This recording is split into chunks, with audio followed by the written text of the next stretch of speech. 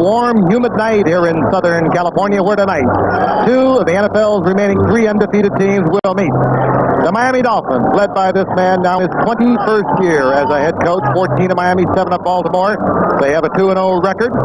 They have defeated Buffalo and they defeated New England, and they will go up tonight against the Los Angeles Raiders, who are also 2-0. They beat Cincinnati in their opener, and they beat Houston a week ago last Sunday. Tom Flores, he's the quarterback for these very same Raiders up in Oakland. Hello again, everyone. I'm Frank Gifford along with Howard Cosell and O.J. Simpson, and we anticipate a crowd of some 55,000 tonight. But it's 6 o'clock Pacific Coast time and 6 o'clock in Los Angeles, and you're in danger of gridlock. And so I'm sure a few of the fans will be arriving late. As you can see, Miami on your right is set to kick off. Dropping deep will be Greg Pruitt and Clee Montgomery. Greg Pruitt, former Cleveland Brown, who came to the Raiders a year ago, used to do a lot of punt return and kickoff return duties with the Cleveland Browns. And they resurrected that a year ago, and he's performed very well. This is Uwe von Schamann on a roll as the field goal kicker of the Miami Dolphins, set to get the proceedings underway. The 2-0 Dolphins against the 2-0 Raiders in this young 1983 NFL season. Von Schamann drills it deep to Clee Montgomery, and wisely Greg Pruitt moves across and tells young Clee Montgomery to stay there. And here comes the quarterback, Jim Plunkett, who's had more comebacks than Billy Martin coming out onto the field. He leads the Raider offense, an offense that, while it has not been explosive in the first 2 games, is noted for its explosiveness. They'll take the risk. They like to go with the bomb, and the man that can hang it up is Jim Plunkett. The deep man on the outside, of course, is Cliff Branch, and one of the great ones to come into this game. He performed so admirably for the Southern California Trojans right in this very same field as there Marcus Allen working behind this line.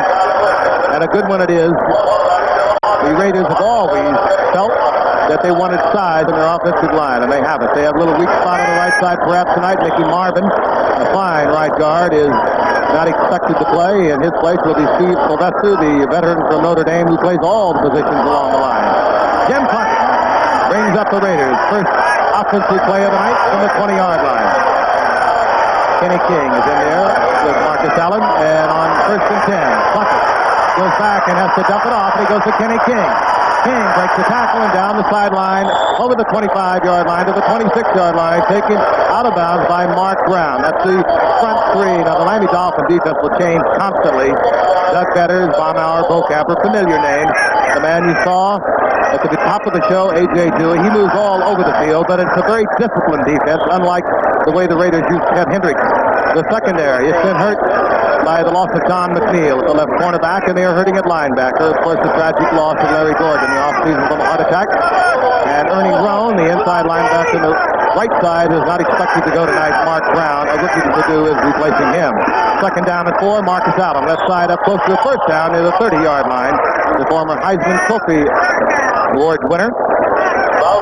If you notice Marcus on the first play, he got a real nice comeback block for Kenny King. He hit Bob Baumauer, and Bob had to get up a little slow, and I don't think they expected Marcus to be the guy to be the physical one for him today, but the Oakland Raiders' basic game plan in the past against the Miami Dolphins is to try to beat them up. They found in the past that they can get physical with them and take advantage of that later on in the game. Less than a yard to go for the 1st down for the Raiders. King and Allen, movement a little bit on the part of Allen. Serge might have got the 1st down. It will be dependent upon where they mark it. And already Ray Guy is coming back out onto the field. That was Mark Brown, the 9th round draft pick, who's filling in to the right side for the Miami Dolphins.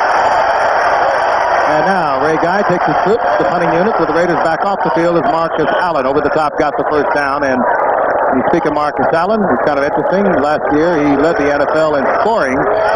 And that was the first time a non-kicker had led the NFL in scoring since the man in our booth did it back in 1975, O.J. Simpson. And he was the first rookie to do it since Gale Sayers did it back in 65. Just a remarkable athlete, a good receiver, a good runner. Number 32, Marcus Allen, a former high school quarterback, so he will throw the ball. On 1st down and 10, Plunkett will put it up on top. Man wide open is Barnwell, the speedy outside receiver, out over the 40-yard line to the 43, wide open back there. Great speed, Howard, they have on the outside, and those 4 deep men that they've burned with Branch and Muhammad and Barnwell and Williams. They really do have that speed, and tonight viewers will get to see a guy named Dokey Williams, a fine long jumper who is developing into a class act. Meanwhile, there's Barnwell. He's come along very well. Remember the night he took the big bomb from Mark Wilson? Wilson's first throw, Barnwell's first score. They can fly on the outside. This is Allen. He didn't like what was happening inside, so he breaks it off to the outside. Pursued there by Charlie Bowser at the right outside linebacker position, but Allen was able to get a couple. Give him 3. It'll be 2nd down and 7. Yeah, the Miami Dolphins would be a difficult team to establish the running game on early. The way they play basic on first down, they play to run. Their defensive linemen don't really try to penetrate.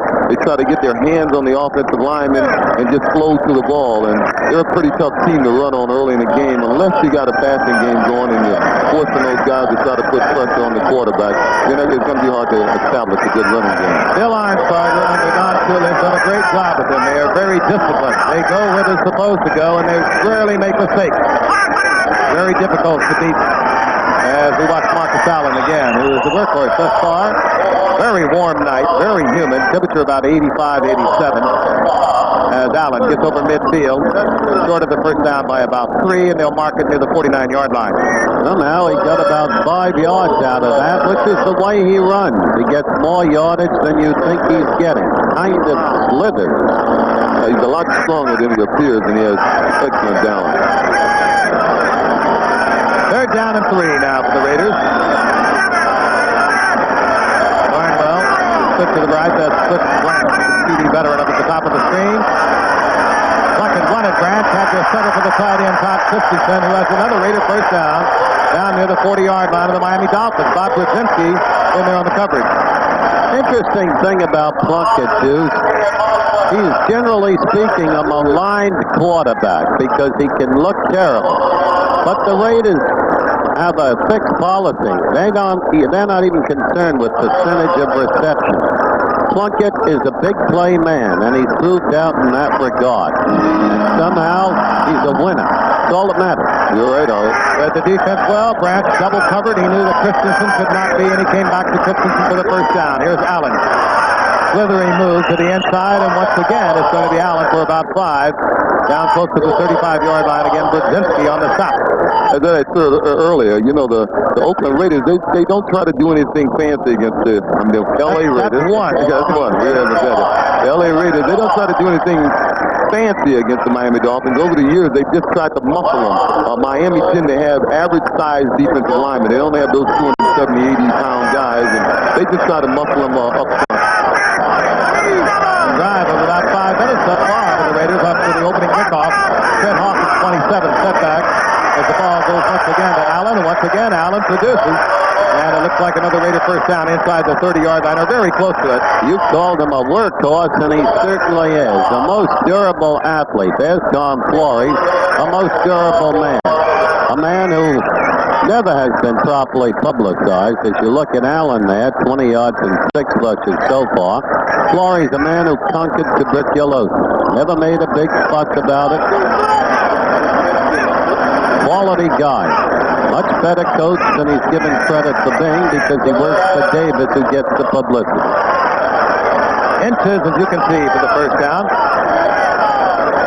But they're doing something interesting right away. They're giving the ball to Marcus Allen. You know, one of Marcus's mild complaints, he hasn't really argued about it, but he felt in the first 2 games he didn't get the ball enough. And a back like him would like to have the ball at least 25 times a game, either running and receiving. In the production meeting, I'll get this in quickly, Frank. He said to Flores, "You're giving the ball to Marcus enough?" And Marcus said, Flores said, "Did Marcus ask you to ask me that?" That's Hawkins over the left side. He'll have a Raider first down, hurdling over Big Charlie Hanna and Bruce Davis on the left side. And the Raiders now have run off over 5-6 minutes, or close to 6 minutes here in the first quarter. Frank Hawkins out of the University of Nevada Reno 3 years ago came up as a bit of a surprise as a 10th-round draft pick a couple of years ago, but shouldn't have been because he gained over 5,000 yards in his career. They thought he was too short, thought he was too slow, and he's been quite a producer for the Raiders. That's number 27, Frank Hawkins. 12 play at this drive. Here's the 28-yard line of the Dolphins. Quick toss. It goes to Allen. He turns it so quickly. Flag is down as Allen is down near the 21. Pops it up. The Dolphins are saying they've got it. And they do have it. Mark Brown made the hit. There was a flag down. And it is going to work against the Raiders, so Miami's going to have the football. Red Passion, the referee tonight. This is a problem with any team at any football level, high school, college, or pro, when you keep grinding it out. Sooner or later, there's usually a mistake, and this was it. Well, that's the way Miami plays defense. Miami defense is geared not to give you the big play. They said you can drive down the field and score on them or you can have it, but they wait for you to make a mistake, and they take the advantage of it. We'll be back in a moment. Good brothers collected the fumble from Marcus Allen, and Miami has the football following a 6-minute, 15-second drive by the Raiders. The Dolphins now at their own 19-yard line. The quarterback, of course, David Whitley. Not looking it over. That's Matt Moore, the veteran wide receiver in motion. Andre Franklin pulls ahead for about 3 yards. It'll be second down and 7. Let's take a look at this offensive unit. David Whitley, of course, out of LSU, a bit of a surprise when he came up a few years ago as an 8th-round draft pick. There he is.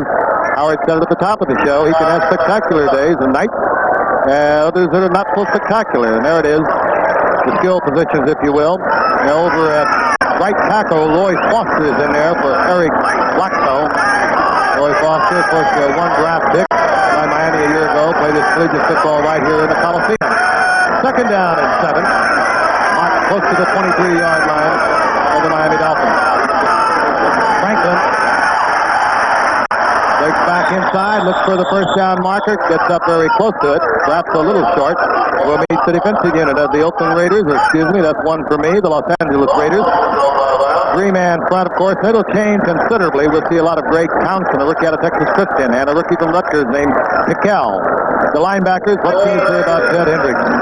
14 years he's played, now in his 15th, and has never missed a game because of an injury. The cornerback, Lester Hayes, a great one. Has a sore ankle tonight, but he's out there in the lineup. It's third down and 2, and Franklin moves up close to the 27-yard line. At every level, Hendricks has played for 26 years. Only time he ever missed a game was once in his sophomore year in high school. Incredible physical specimen. And he's not in the twilight either. He is still getting it done and done well. Matt Moore motions right. Franklin. The pursuit will collect Franklin. Moving up there was Van McElroy. But the guy that made that play work for him, stopped rather for him for the Raiders, was Rod Martin. I think he's been a little underpublicized with this Raiders defense. He's been just voted the defensive captain for the team, and he did an excellent job. At this point in time, he is, in fact, the most versatile and most effective of all the linebackers on the team, including the great Hendricks. Greg Pruitt has dropped back close to his 27-yard line. That's out of respect for this man, the rookie out of Iowa, Reggie Roby. He gets his foot in, and he's a big man. He can put it out of the Coliseum, practically. Great kicker. Slow in getting it off. Doesn't turn it over. Doesn't spiral it. Short kick.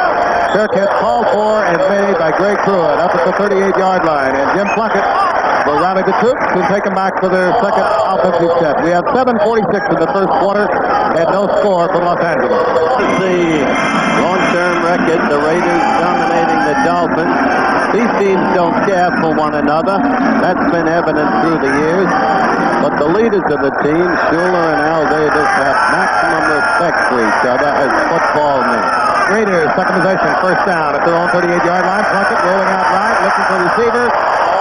Deep is Barnwell, and Barnwell had moved behind Brzezinski in front of William Judson. He was wide open. First down. Raiders at the 42-yard line of Miami. A 21-yard pickup, and again, a good move by Barnwell to work into that open area. Well, what Barnwell is doing, the open receivers are probably the fastest in the league. Miami's defensive, Miami's defensive philosophy is not to give them the deep one, so they're just giving them a cushion right now, and Barnwell is just running a 17-yard out, 17-yard in, and he's wide open. Working against William Judson, a backup safety a year ago until Don McNeil was hurt. First down and 10. Plunkett. Looking deep for the corner. Cliff Branch was there. Cliff Branch working against Gerald Small. Almost came back to get it. Cliff Branch did what a great veteran receiver will do. He looked at the ball, and he came back on it. Yeah, Gerald Small had pretty good position. Certainly did, but look at Cliff right there, coming back on it, leaping for it, just over his reach. He could have had that ball if he were as tall as the Juice. 12 years. I would have made you a wide receiver. 12 years for Branch. 1 out of every 7 passes he catches has been for a touchdown. He still has the speed. We have a second down again. Inside the 42-yard line, Plunkett back again, scrambling. And Plunkett down to the 35-yard line where he's pounded there by Kim Bocamper. Speaking of a great veteran talent, Johnny Mathis is here to do the national anthem honors. This man just rolls on and on. He sure does. Remember when he did help me make it through the night? He was a fine high jump and long jumper from Washington High School. He was Bill Russell's guest with us at the Munich Olympics. Remember? Frank had a great time during the game. 3rd down and 4. Until tragedy struck the ball down. Raiders inside the 35-yard line. Marcus Allen reads it so quickly. He saw it was closed inside, broke it to the outside, gets the first down in the arms of William Judson.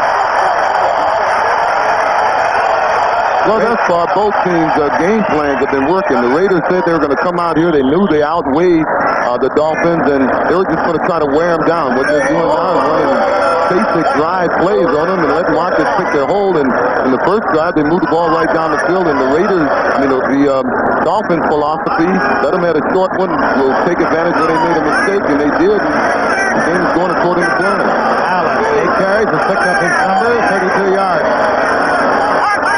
The 31-yard line. Allen once again finding running room over the right side behind the block of Steve Sylvester and Henry Lawrence.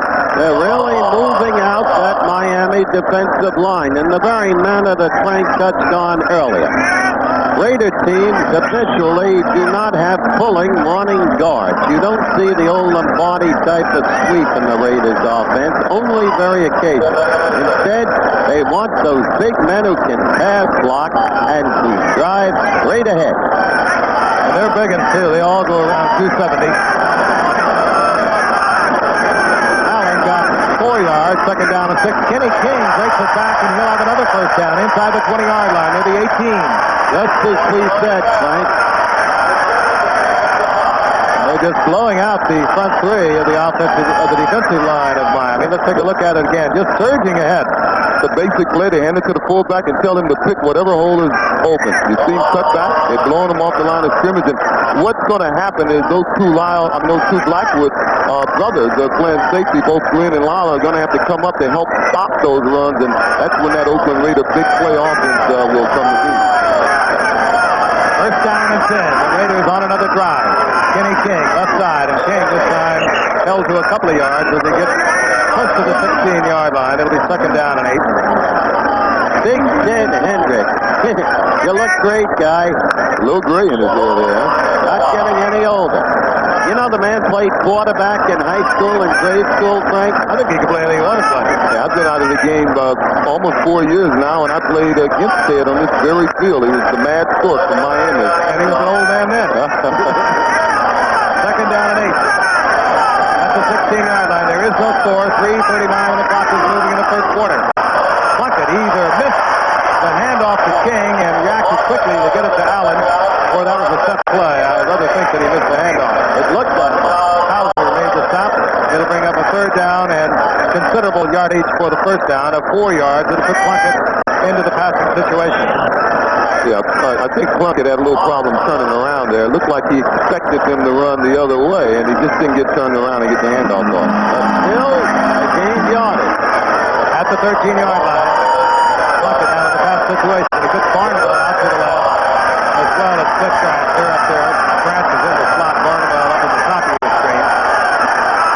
Plunkett, a lot of time trying to get to Christensen. Will have pass interference, I do believe, as Glenn Blackwood was in a shoving, pushing contest with Todd Christensen on the sideline. I'll tell you, they got Christensen. Yep, you're right, Frank. They got Christensen virtually for nothing. And he's become one of the stick-out tight ends in the league. Another big play man. This is just immediately after the foul was committed, I do believe. Flag is just flying there, as you saw. Blackwood got himself positioned in front of Christensen, and then, well, as you know, Todd Christensen was a running back up at BYU.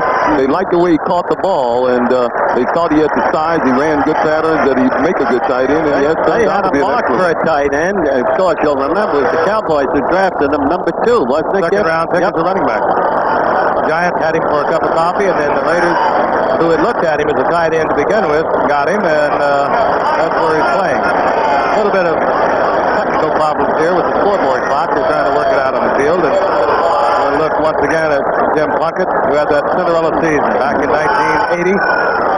Former Heisman Award winner in his own right back in 1970 and Rookie of the Year in 71 in New England. We'll be back in a moment. Tonight, you'll see a quarterback's gamble win a playoff game as Stress Tabs, the Stress Formula Vitamin, presents NFL Classics. When you burn the candle at both ends, there's a vitamin just for you. Advanced Formula Stress Tabs with biotin.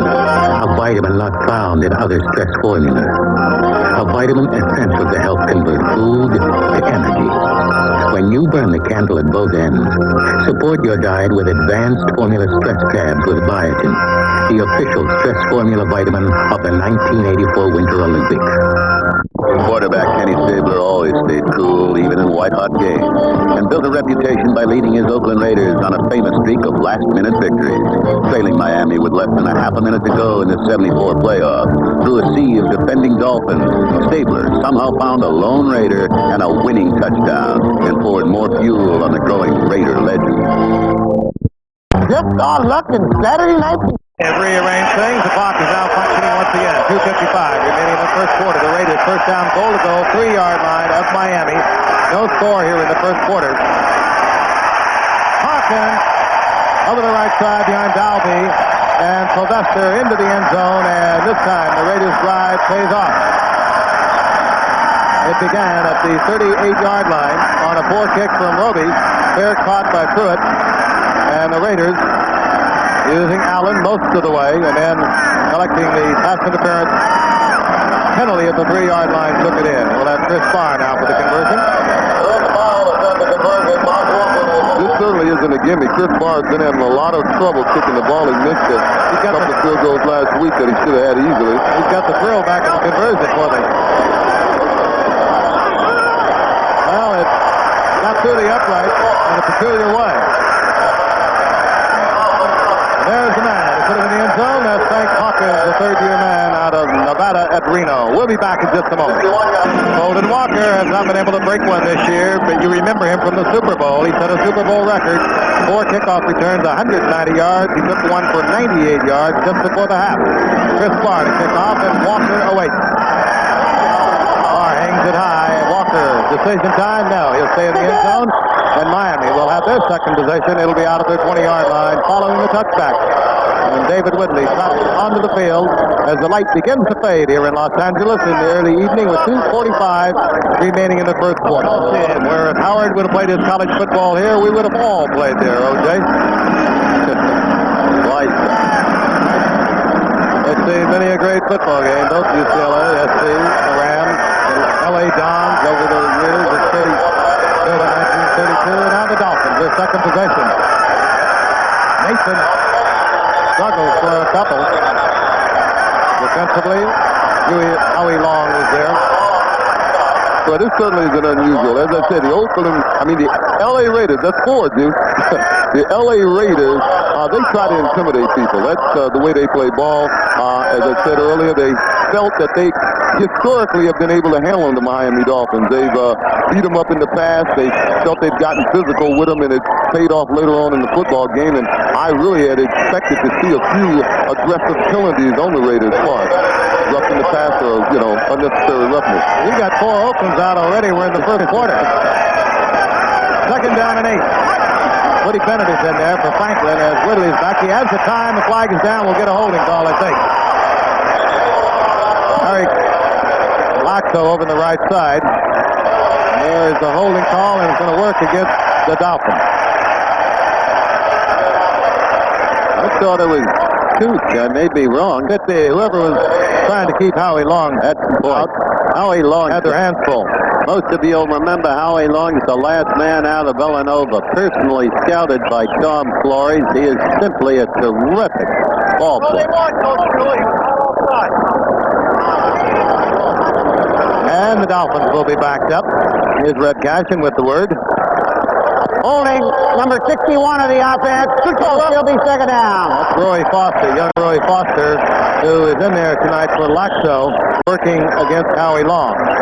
Foster had a great All-American career here at USC, making his first start. Oh, he may have a long night, Frank, against Long. Yeah, he'll learn quickly. He's a big man. He's 6'4", about 270. Second down and 20. Whitley out of the shotgun. That means that Dwight Stevenson will move over to guard. Jason Gutenberg and Mark Dennett comes in to do the snapping for the Dolphins. Whitley had his offensive line pushed right back into him as we watch Juriel Harris come down out of the 22-yard line. It'll be second down and about 8.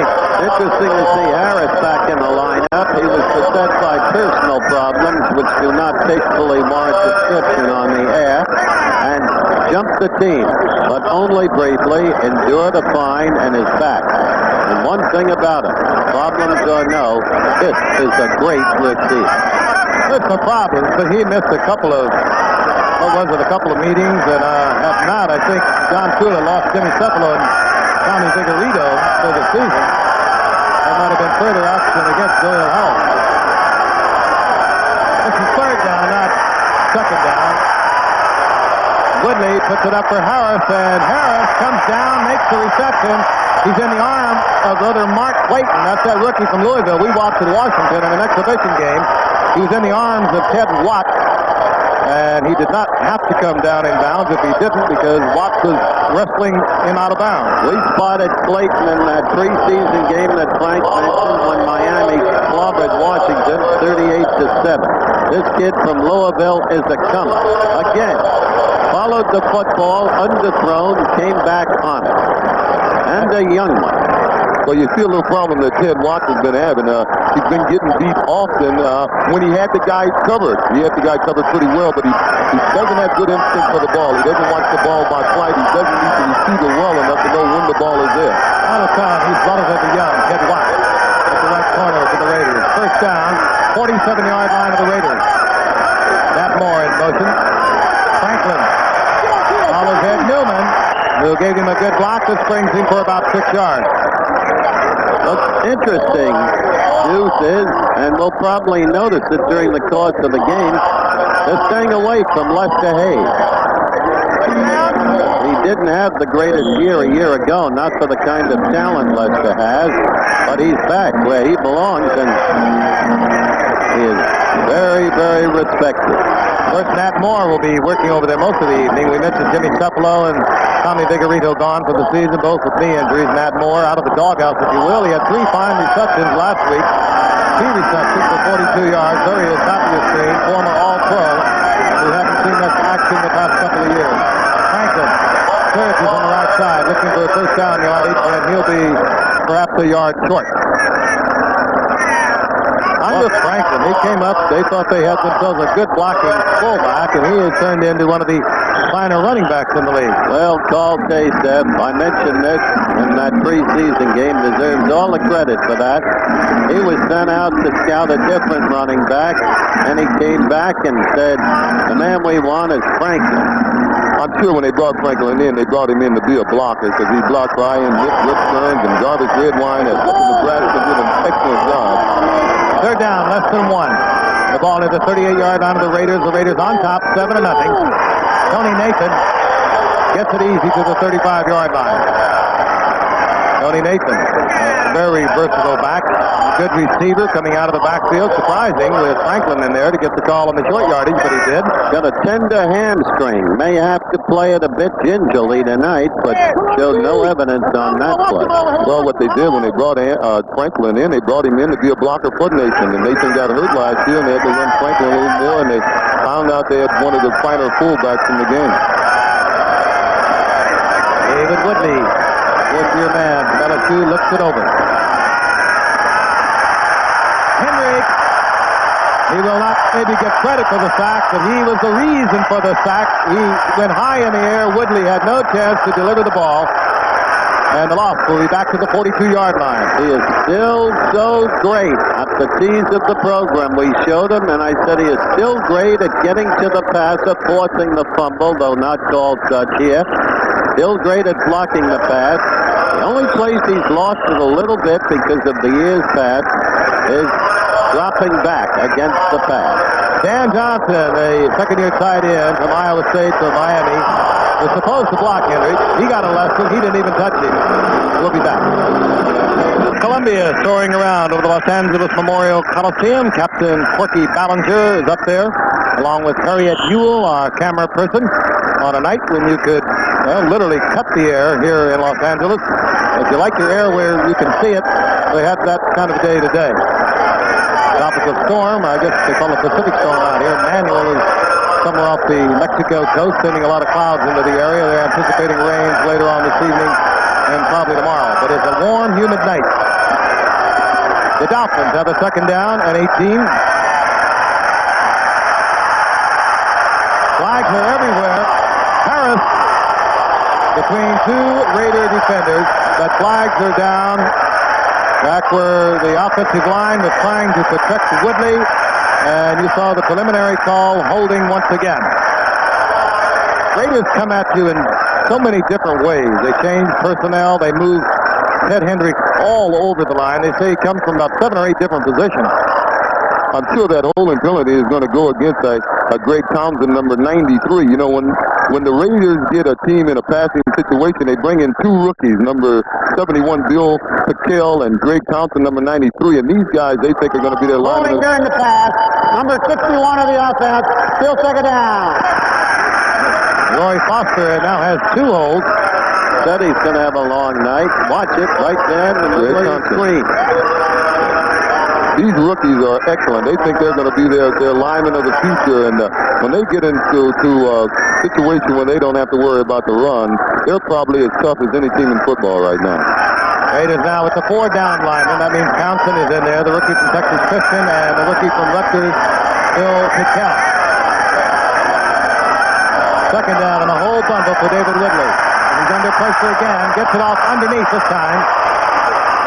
And Nat Moore works his way inside the 40-yard line, where it'll be 3rd down and about 13 for David Woodley.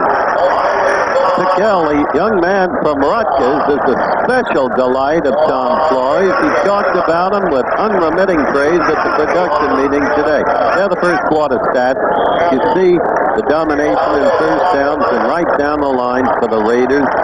They did have an early turnover. Miami couldn't capitalize. Couldn't even follow up with a first down. Had to kick back, and then the Raiders marched downfield again and capitalized. Woodley once again in the passing situation. 3rd down, long 13. The ball just inside the 39-yard line.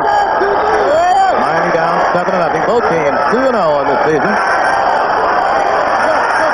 Again, the pressure, the offensive line back in Woodley's face, but he's out for moves around, looks for receiver, picked off. It was Jim Davis, a nickelback, a 5th-round draft pick out of Southern University, makes the turnover.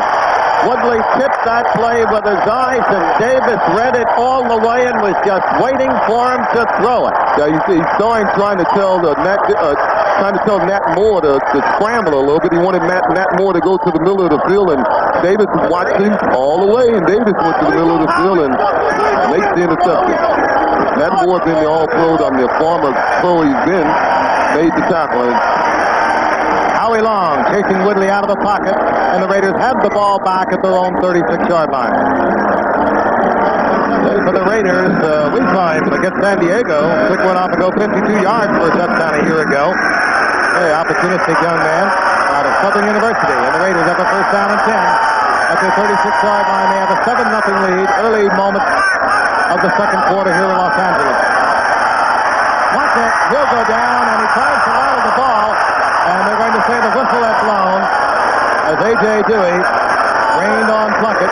He put the lateral to Kenny King with the whistle had blown, and the loss will be back inside the 30-yard line. Take a look at it from the end zone. It looked like they had a sun on, and I think Dewey beat Henry Lawrence. Kenny King didn't get over there to help out. Well, Jim shouldn't have thrown that ball. He should know better than that. And that was what we saw Dewey doing in the very tease of our program. 28-yard line for the Raiders. Credit Dewey with the sack. Second down and 18. Marcus Allen. Raiders going back to what was working for them, and Allen gets up close to the original line of scrimmage, where it'll be third down and 11. I want to remind you, coming up Saturday, college football at its finest right here on ABC. It'll be live at 12 o'clock Eastern Time. Regional college football, West Virginia against Boston College. A battle of top quarterbacks. Jeff Hofstetler leads the Mountaineers against Doug Flutie and the undefeated Boston College Eagles. Illinois against Michigan State. Texas Tech against Baylor. Virginia against North Carolina State. Tennessee State versus Florida A&M. Check your local listings for the game in your area. Third down and about 11.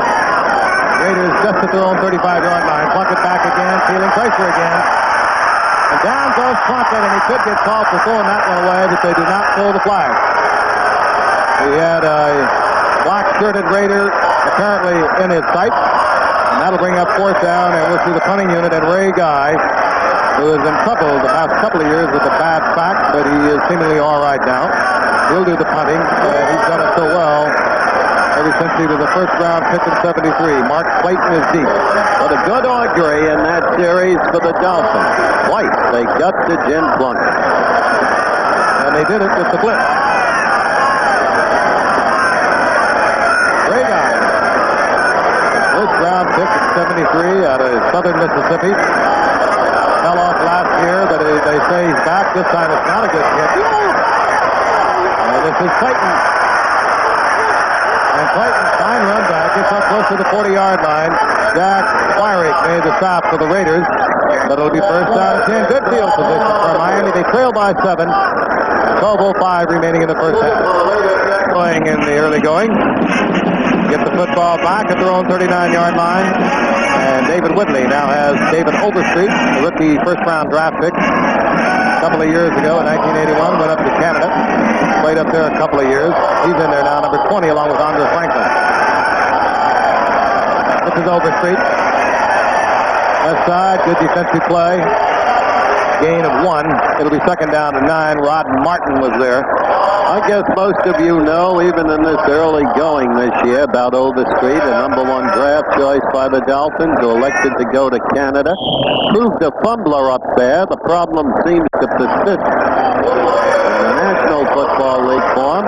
And frankly, while Shula is sticking with him, he's been a disappointment to Don thus far. Well, it seems to be a rash of it this year. Overstreet was a fumbler. He also led the league in rushing. Second and 9. Woody under a lot of pressure, and he gets it out to Woody Bennett. Actually, that ball was deflected. Very fortunate. But at least they're doing something that they're going to have to do. They aren't going to be able to throw the ball against the Raiders, and I don't think they're going to be able to run consistently against them, and they're going to have to try to hit their back coming out of the backfield on intermediate pass routes. That was Bob Nelson, who came in on Woodley, and now you'll see Millen, the big lineman, basically, is what he was at Penn State. A little late getting back to Woody Bennett, but Millen, I'll tell you, is one of the finest linebackers in football today against the Browns. Yeah, so is Bob Nelson. That's why they're going to have to take advantage of the size and lack of mobility of the Raiders' 2 inside backers and throw to their back. Third down and 3. Play action by Woodley, trying to get it on his own. He will not do so. He went the wrong way. If you're going to run that play, don't run it against Ted Hendricks. Exactly so. Reaches out those long arms that extend from a 6'7" frame, and Woodley had no chance. It'll be fourth down, Miami. They build up linebackers year in and year out, and certainly we've seen 2 great young ones in the past 2 years come up, in Lawrence Taylor and Hugh Green. But give me a guy who shows the kind of durability of Ted Hendricks before you attach greatness to a player. Sure. We could mention a lot of them, but we don't want to forget Chip Banks either the other night. That's right. Roby now with the big foot. Greg Pruitt, a lot of respect, back at the 10-yard line. This time Roby really puts it up. Pruitt didn't even give it a second thought. He called for the fair catch while the ball was still rising at the 13-yard line, and that's where the Raiders will begin their possession. Plunkett, of course, looking on. He's going through a lot, you know. Boy, I'll tell you, it's tough to be the white quarterback, isn't it? Got to be proud of him now. This preseason, he really took a lot of heat here in L.A. Gary Plunkett is watch the ups and downs that go with the game of pro football. Marcus Allen over the right side gets about 3 yards out over the 15-yard line. You saw something happen there. I saw they've had a couple of real problems on handoffs, and that time Plunkett was a little late getting there. As you can see, L.A. a little smoggy there, I think. Frank, this way you remembered it, huh? That's nice. They call it fog out here. There's the good old campus of USC right in the lower part of your screen coming in the picture right before we get to the Coliseum. By the way, Baumhauer closed that hole quickly and effectively on that last rush. Second down and 3. Kenny King. And down goes Kenny King. Gain of a yard and a half, and the Dolphins are toughening up. Jim Bocamper, the former all-pro linebacker, who now works as a defensive end, but still operates on many occasions as a linebacker. They certainly are toughening up. And with Bill Arnsberg on the sideline, you knew that they'd make some adjustment. Whatever they have to do, they do little things. You don't see them from up here, but they're effective down on the field, taking the one who's lost to the Dolphins as much as I have. Third down, passing situation for Plunkett, or it should be. Pressure again on Plunkett. He has to roll out. Wide open. Christensen, the tight end. And Christensen, who worked himself into an open area when he saw Plunkett in trouble, gets the Raider first down up at the 45-yard line. And that's why Plunkett, despite days when he looked so poor to so many people, is really so good. You see back, here comes A.J. Dewey, runs him out of the pocket. You know, Plunkett is he's got a lot of criticism. They say he can't run, but he's really a heck of an athlete. He runs 5 miles a day, 3 days after practice, and he was a 4-time high school wrestling champ. Yet that play did show the tenacity and pursuit of A.J. Dewey, and Jim felt him there. First down and 10, 45-yard line. Hawkins in motion. This is Marcus Allen. Allen pecking and looking along the line of scrimmage. He'll get a couple. It'll be second down and 8. Well, you saw the problem that the Raiders had. They're not geared to run outside. Marcus really ran into one of his guards just then. He was just a little slow getting out there, and they're just not a good outside running football team. They picked up Don Hasselback, who I always felt when he was with New England was an excellent tight end for blocking. He blocks well on the outside, so I think once they activate him and get him in the game, he may assist them of getting outside a little better than they do now. He is activated. We may see him tonight. In the meantime, Shelby Jordan will be activated tomorrow. 47-yard line, first down and 10, or rather second down and 8, and Plunkett back under pressure again, and this time he will go down, and it's Doug Fetters, and Doug Fetters gets his 6th sack, I guess, of the season. He's leading the NFL. Yeah, he's become amazing. We're going to pause 5 seconds and allow our stations along the line to identify themselves. Channel 10, WPLG TV Miami. Fetters gets the sack. Back close to the 40-yard line, where it'll be third down now and 16 for Jim Plunkett. The Raiders moved up and down the field almost at will in the first quarter, and the first going here in the second quarter. The Dolphins have begun to toughen. The Raiders on top, 7-0. Hawkins going in from 3 yards out.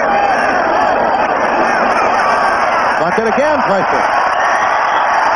And they blow the whistle dead once again as Plunkett dumps it off to Hawkins, but the sack will stand back inside the 35-yard line. This time it was Bob Baumhauer. And the length of time the Raiders' offensive line was on the field, I think in the heat and the humidity as the evening is beginning to tell on them a little bit. The Dolphins, of course, as we look at Mark Clayton, the rookie from Louisville, the Dolphins train in exactly this kind of weather down in Miami. Hot and humid. Raiders may rue the fact that they couldn't get more points on the board while dominating the game the way Miami's coming along. They had a 6-minute and 15-second drive, and they got nothing from it. Clayton.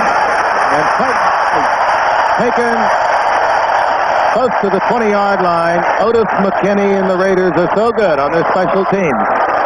So Miami will begin at their own 20-yard line, following a 45-yard punt from Ray Guy, and we'll be back in just a moment. And O.J. Simpson, who worked his way to a Heisman Award in this very same field where we're watching the Dolphins against the Raiders tonight. One of these teams will not be undefeated in all probability when the night is over. The winner will join the Dallas Cowboys as the only other undefeated team after 3 weeks of NFL play in '83. On 1st and 10, Overstreet, left side, and finds a big opening. High steps it through and gets the first down out over the 30-yard line.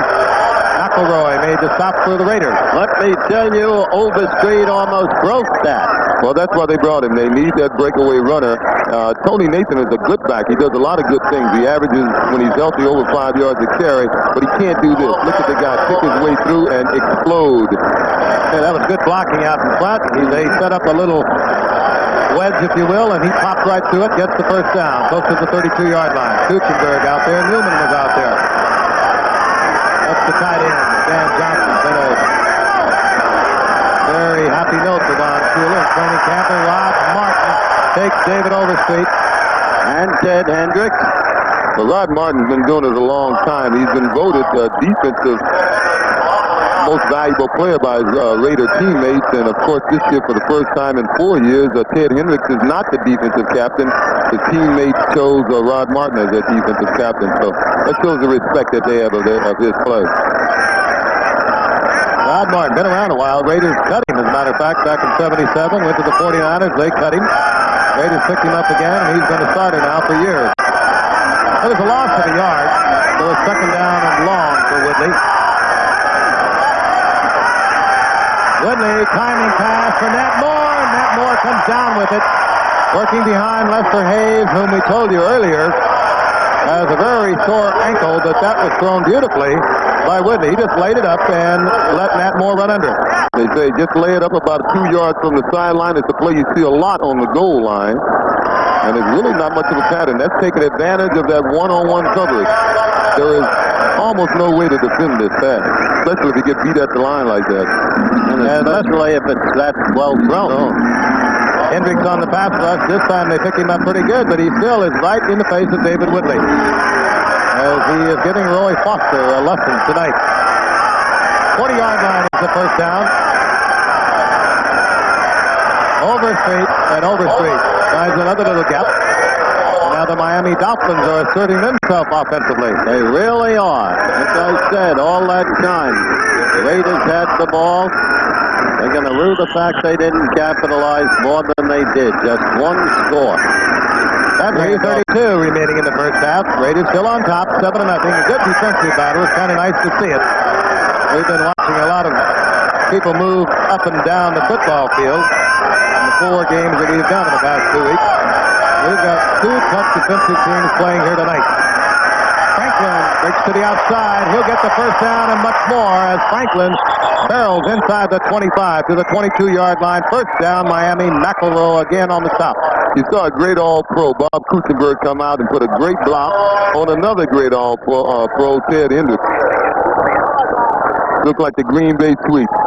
Number 67 on the right side of your screen. You see him comes out and just takes Hendricks right out of the play. Beautiful block by a 15-year pro. He really is. He's been around. He's been at the Pro Bowl as a guard and a tackle, and he still gets it done. That was 13 years of NFL experience going up against one another. 30 years. 22-yard line. First down, the Dolphins trailing by 7. Inside 3 minutes.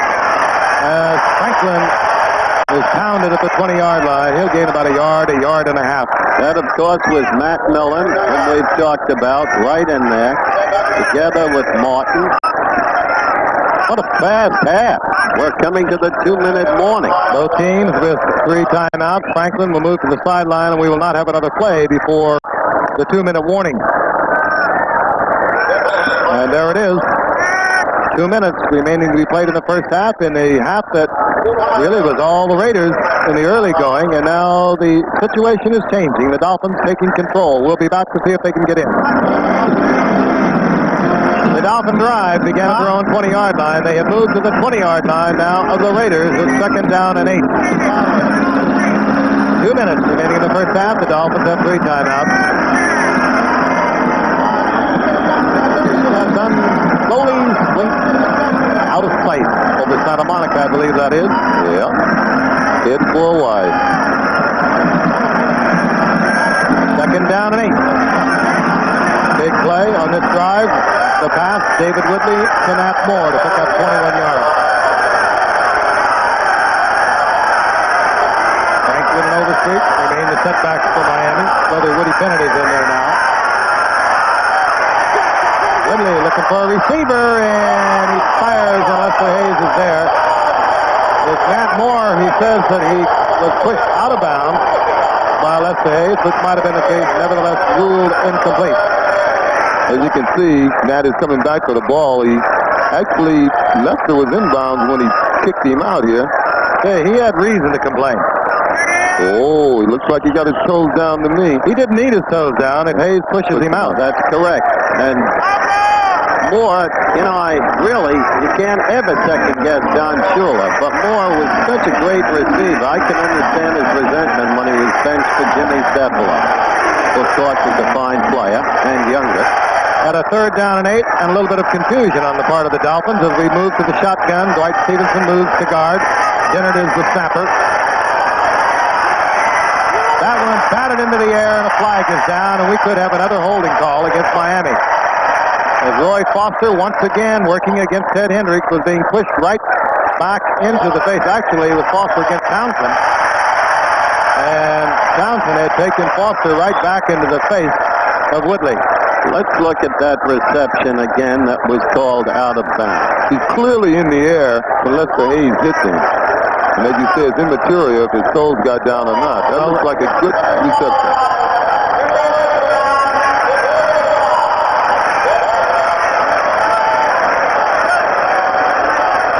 Fourth down.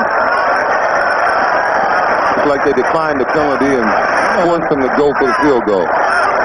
That will bring out Uwe von Schaumann. And von Schaumann has had 6 consecutive field goals thus far this season. He is 11 straight going back to last year. 15 to 20 a year ago. John Scott, who signed his contract September the 5th, will do the holding on a 37-yard effort by von Schaumann.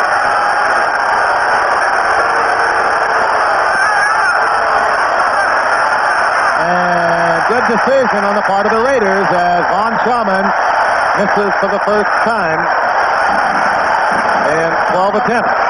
That's a rare thing. You'll remember Uwe von Schaumann's greatest field goal ever with just a couple of seconds left at Oklahoma, where he went and beat Ohio State. So it remains 7-0, and we'll be back with more action. But right now, this message from the National Football League. Stay with us. We'll be right back. Dolphins and Blackwood, and, of course, the National Football League. The Raiders on top 7-0. They scored in the first quarter, a 3-yard touchdown by Hawkins. First down and 10. They move from their own 20-yard line, and this is Marcus Allen doing his thing as he ambles out for a first down to the 35-yard line. Well on his way to 100 yards and more for the night. A remarkable ball player. Well, 66 yards already, too. Yeah, they did an interesting thing. He was running the ball real well early in the game. They went right down the field. He coughed it up, and he didn't see the ball for almost a quarter, Raiders have called timeout. They have 2 remaining. Let's take a look at some action from yesterday. All right. San Francisco at St. Louis, 49ers first series, first quarter. Watch Joe Montana out of Notre Dame. He's got a great arm. He's back in Super Bowl form of 2 years ago. The heave to Freddie Solomon, number 88, touchdown, 69 yards, 7-zip Niners. Second quarter, the score 14-7. Neil Lomax from the shotgun as intercepted by Dwight Hicks. We've told you about that great Niner secondary. Hicks, one of the great 4. And bang, in for the score. And it'll bring up third down and 10. Raiders stopping the clock with the incompletion with 1:30 remaining in the half. They have 2 timeouts remaining. The Dolphins have 3. Actually, it's 2nd and 10. Marcus made a real nice run to play before that and got the first down. Here's where the Raiders really need to get something going now. They had 2 good drives. They should have had more than 7 points. They can go ahead at least 10-0. I think they'll feel comfortable coming out up 10-0. I guess anybody would, but the Raiders with their defense will feel particularly comfortable. They go with 3 wide receivers. Calvin Muhammad is in there. 1 step back, and Bocamper spins off Plunkett. Plunkett gets to that somehow to Christensen, and he gets the first down. That was incredible. 47-yard line. A great effort by Plunkett to get away from Bocamper, and then a remarkable catch by Todd Christensen, literally in the arms of the Miami defender, and quickly the Raiders stop the clock with 1:15 remaining in the half. That's Bocamper missing. And somehow Christensen came away with it. And he just continues to get better. They moved him that tight end 2 years ago, and he had a spectacular season a year ago. So we have timeout here at the Coliseum, 1:15 remaining in the half. And again, a reminder, college football on Saturday, right here on ABC, 12 o'clock Eastern Time. West Virginia against Boston College. Yeah, really good quarterbacks in that one. Hofstadler leading the Mountaineers against Doug Flutie, little guy up at Boston College, but he's had a remarkable career. Illinois against Michigan State. Michigan State getting off their upset victory over Notre Dame. Texas Tech goes against Baylor. Virginia against North Carolina State. Tennessee State against Florida A&M. College football at its finest here on ABC. So you're listening to the game in your area. I'm glad you mentioned Doug Flutie of Boston College, one of the most remarkable athletes around.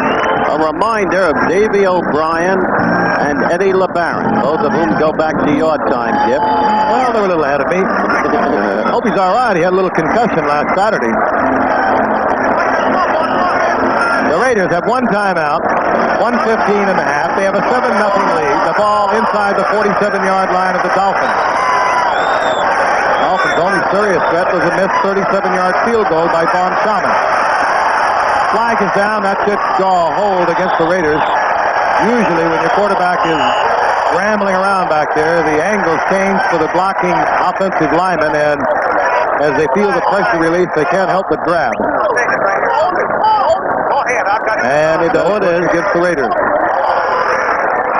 But it's interesting he threw that ball to Todd Christensen. A few weeks ago we were talking about Joe Montana. Whenever he gets in trouble, he looks for Dwight Clark. This is 3 times tonight we've seen Plunkett in a lot of trouble, and he came out throwing the ball to Todd Christensen.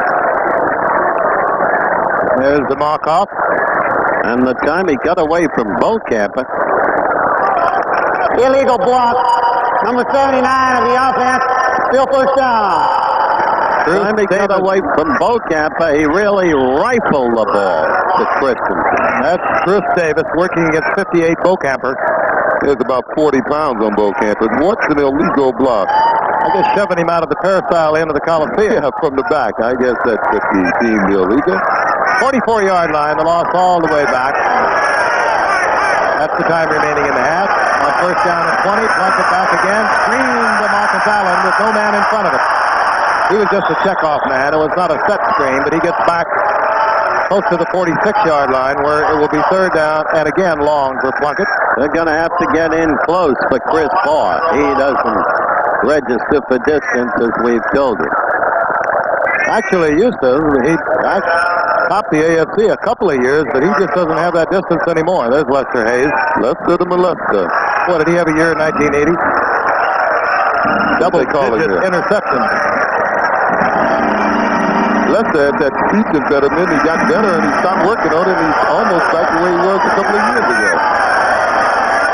2nd down and 9. Christensen has the first down. Hook flies down close to the 30-yard line. Now you viewers can understand while Plunkett may not be the most graceful quarterback in football, he makes the big plays. Hurry up offense for the Raiders. They have 1 timeout remaining. Inside 40 seconds remaining in the half. Plunkett and his intended receiver, Cliff Branch, slipped, and he was overthrown. Notice they now have other receivers, though, during the course of the game that they go to more than Cliff Branch. Where Cliff was once the key receiver, that's no longer true. Calvin Muhammad is in there, working with Malcolm Barnwell and Cliff Grant. All great speed. They have 4 wide receivers that all they make a great relay team because they've all run 9.400. Cliff Grant having run a 9.300 earlier in his career. Second down and 9. Plunket, Cliff Grant. First down inside the 15-yard line in the arms of William Judson. One timeout now remaining. And Plunket will use it. And he'll move over. Decision time for Tom Flores. More action from yesterday. Okay, Atlanta against Detroit. Second quarter, 3-0 Atlanta. Bartkowski back, throwing deep for Alfred Jackson. And he goes in for the touchdown. 10-0 Atlanta. The next Falcon series, Bartkowski again looking for 86, the tight end, Ben Young, and hitting him for 11 yards, touchdown, 17-0 Atlanta. And in the next Falcon series, Bartkowski finds again Alfred Jackson, makes a spectacular catch. Watch it right there. And a touchdown, and Atlanta breezed to a 30-14 victory over the Lions. Throughout most of the second half, Jim Plunkett has been under tremendous pressure. He's moved out of the pocket well. He's 9 of 12, 136 yards. And the biggest completion a moment ago to Cliff Grant to get inside the 15-yard line. 18 seconds on the clock. The Raiders on top, 7-0. They have no more timeouts. And we could look for Plunkett to be very careful with it. He might try to go into the end zone looking for the touch, but he'll be very careful to avoid the interception. They'd like to add to their 7 points. Bocamper on the pressure. And Cliff Grant was there. Plunkett saw that he was covered. Out of the end zone, incomplete. Interesting. 3 times in a row, he went to Cliff. He caught him with the big one for the first down that gives them field goal position. But time still for another shot at this TD. I think the thing they better look out for is A.J. Dewey them. They get in there and sack them. They won't have time to get the field goal team on the field or run a play to throw the ball out of bounds and stop the clock. All that's going through Plunkett's head, though, I'm quite sure. He feels the pressure. He's going to get rid of it. Avoid the interception. Killing the clock. Just to make sure. Todd Christensen. Christensen's having some night, and so is that man, the quarterback, Jim Plunkett. Somehow, Christensen got single coverage with William Judson, and it was history. He was wide open, and Plunkett was right on target. Let's take a look at it from the end zone. You look on the left side of your screen, you'll see Christensen. He looked like he just ran a banana pattern almost. You know, he just bowed out and bowed right over the middle, and Plunkett looked for him, his favorite receiver, and put the ball right on the money. Dolphins have their work cut out for them. You have to give Plunkett credit. In the preseason, not only was the press on his case, all his teammates were thinking that Mr. Wilson should have been the quarterback, and since the season started, I don't think I've ever seen him play 3 better games. Here's Chris Barr. And has he been having problems? Chris Barr, I said earlier, he's put the thrill back in the conversion. That could be a very significant missed conversion. Certainly. Instead of leading 14-0, we have a 13-0 lead with 9 seconds remaining in the first half. And there's Todd Christensen, we told you earlier. Came up a second-round draft pick with the Dallas Cowboys. They kept him around for quite a while. They had a bunch of good running backs. They let him go. The Giants took a look after Brigham Young youngster. Raiders picked him up and made a gradual conversion to a tight end, and he's one of the finest around now. He's got to be feeling pretty good. It's no secret the Raiders were pretty high on Derek Ramsey. They really didn't want to lose him, but to get Shelby Jordan, they felt it was worth it, and Christensen may be feeling a little secure now that the job's his, and he's certainly showing that he rates it. He's having a terrific night. 9 seconds remaining in the half. Well, no one scored a whole lot of them. The Raiders haven't scored a lot either.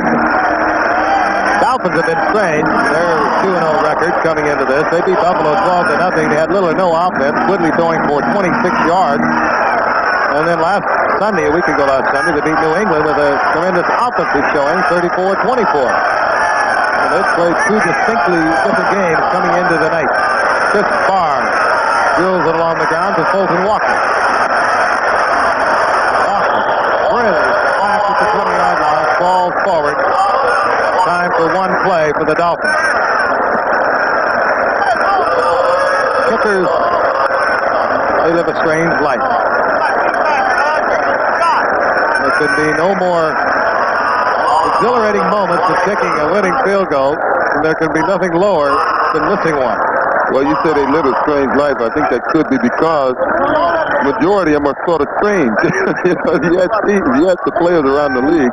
We had a few kickers in Buffalo. To pay pittance for being late for practice or late for a team meeting, the coaches used to threaten having them room with the kickers on the road games. I forget who the kicker was. Said, "It would be tired, but I'd still be kicking if the passport control laws were a little stronger."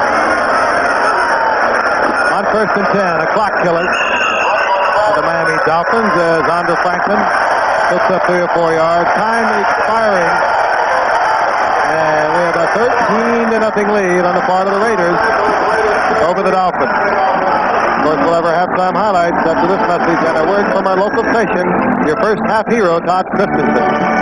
At the Los Angeles Memorial Coliseum, the venue for track and field in the 1984 Olympic Games. The halftime score, the Raiders 13, Miami nothing. Tonight's halftime features are being brought to you by Merrill Lynch. Merrill Lynch, a breed apart in the breadth and quality of its financial services. They are very special. Winning.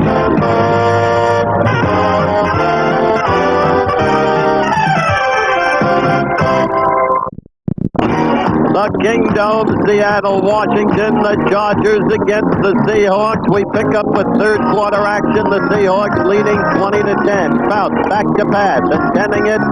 Kellen Winslow, the all-world tight end. But you saw the ball picked off by number 21, Paul Moyer from Arizona State. He returns at 19 yards. Touchdown, 27-10 Seattle. In the fourth quarter, it has become 27-17 Seattle. San Diego fighting back. But Jim's on. Play action fake right there. And then downfield. Number 80, Steve Lawson. Touchdown, 34-17 Seattle. And Bounce never gives up. The next series of plays. This throw to Bobby Duckworth. Number 82, second-year man, Arkansas. 34-24 Seattle. And on the very next Charger play from scrimmage, watch and Bounce. He'll pump fake right there. And then to Eric Sievers, number 85, 27 yards. Touchdown, 34-31, and a tough ball game. But the Seahawks held on, and their brilliant coach, Chuck Knox, walked off the field the victor.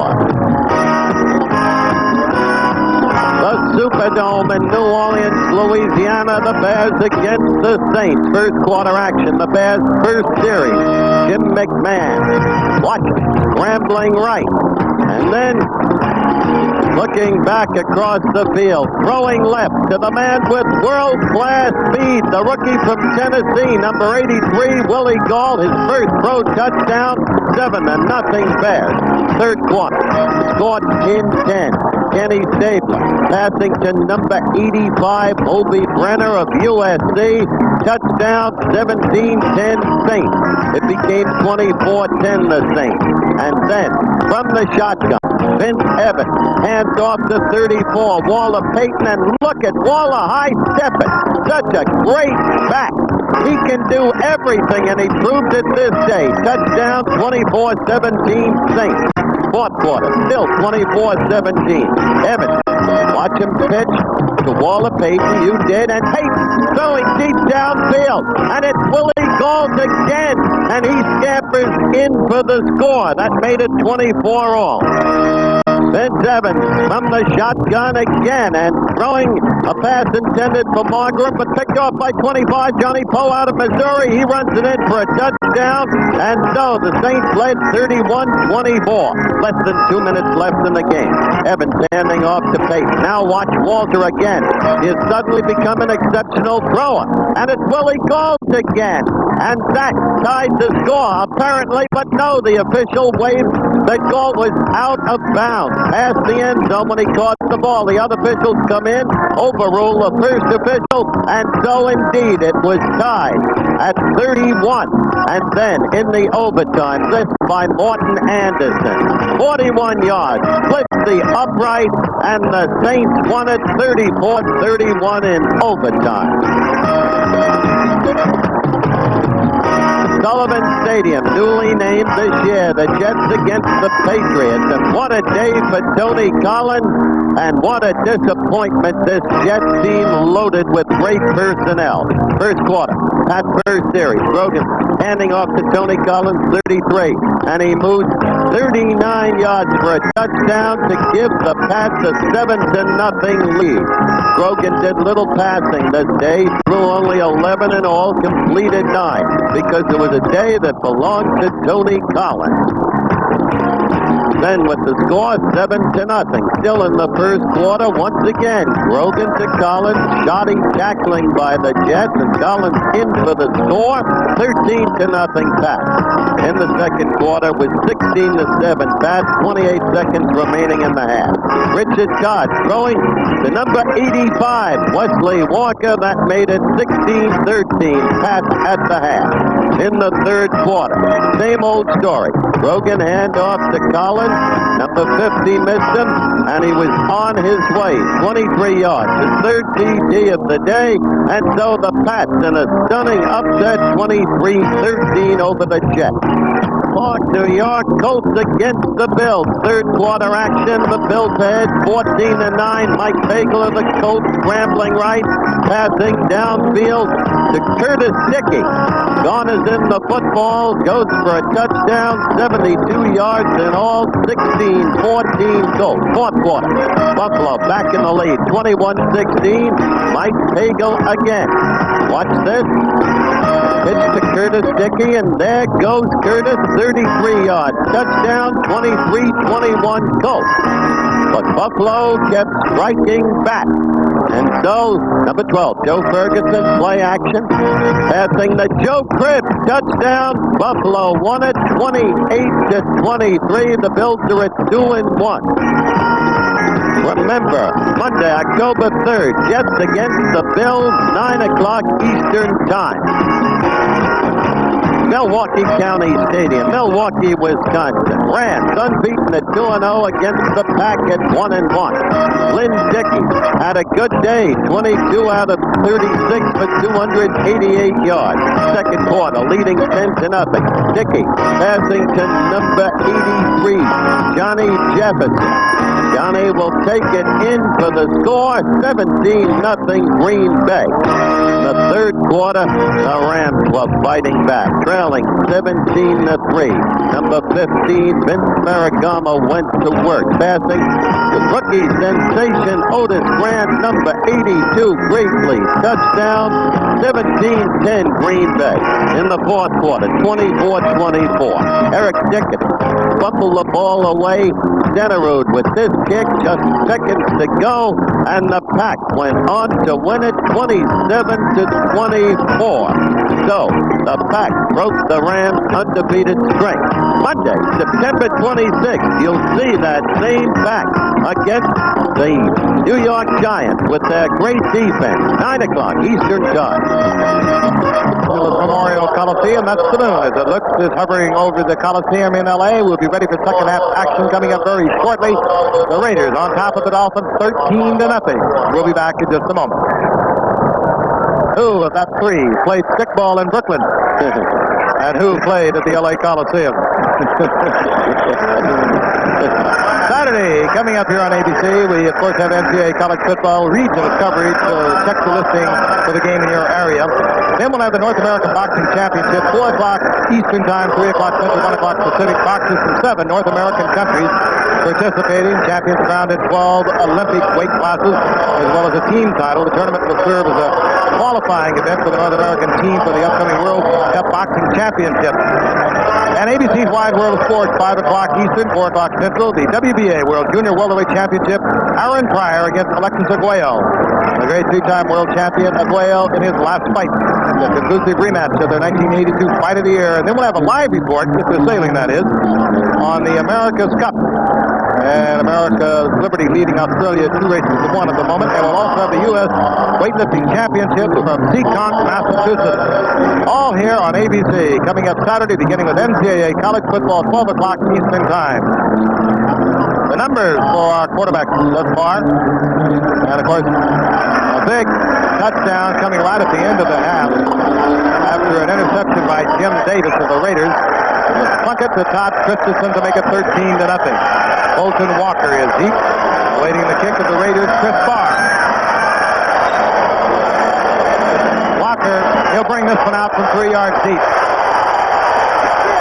And he's met right at the 15-yard line. Down he goes, hustling there for the Raiders. It was Derek Simpson and Dokie Williams getting down. Dokie Williams played his college football right here for UCLA. All right, the first quarter stats, Skipper. As you can see, the Raiders dominating right down the line and exclusively almost controlling the football.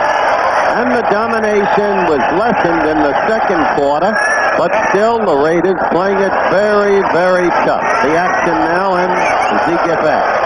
At the 15-yard line, the lineup remains the same for Miami. Woodley, the quarterback. Mason, 22. Andre Franklin, setback. Uriel Harris, 82.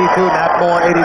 That's Moore in motion on first down. Franklin, right side. Ben Hendricks fights off the block of Bob Kuchenberg. Actually, Franklin did not help Kuchenberg. He got right up on the back side of Kuchenberg, and Hendricks just played it straight away. Well, there's Hendricks when he was a quarterback. That's when he was a man. Lyle Alzado, who originated from Brooklyn, went to East Rockaway, and then to Yankton. And Alzado appears to be forever. He's playing like a man possessed as a Raider. He was leading in sacks coming in tonight. Now in his 13th year, Lyle Alzado. Former boxer who took on Muhammad Ali. I know you recall that, Howard. Something like that. Second down, 13. It was a loss of 3. Woodley fires complete. Goes out into the flat, and he looks out there and finds Nat Moore, who got the pickup short of the first down near the 23-yard line. You know, you talk about Lyle Alzado. He's another one of those cases that Al Davis, he likes to go out and he gets these all-pros, these guys he's liked them throughout their careers, and they're just about at the end of their career, and he brings them in and to show the young guys how to play. He has a young defensive line, and he's done it in the past with Cedric Hartman and Bubba Smith and Pat Toomey, and he brought Lyle in thinking Lyle may have another year left in him, and Lyle has turned out to be a little better than he thought. He's great at reclamation projects, Al Davis. Give him his due in that regard. Matuzak, maybe the best evidence of all. Yes, third down, 4, shotgun for Miami. They're down 13-0. Opening moments of the third quarter. Woodley in and out of the hands of an ordinarily fine receiver. Joe Rose had a little speed on it, and Rose couldn't handle it. It'll be fourth down, and Miami will have to punt on their first possession. They bring in Reggie Roby, a spectacular rookie from Iowa, a 6th-round draft pick, and Greg Pruitt, a veteran, dropped deep, respecting Roby. Not a good omen for Miami. What they wanted to do is get a drive started quickly in the second half. Well, I think if they're going to do that, they got to start throwing that short pass over the middle and take advantage of Matt Millen and Bob Nelson's inability to cover in there.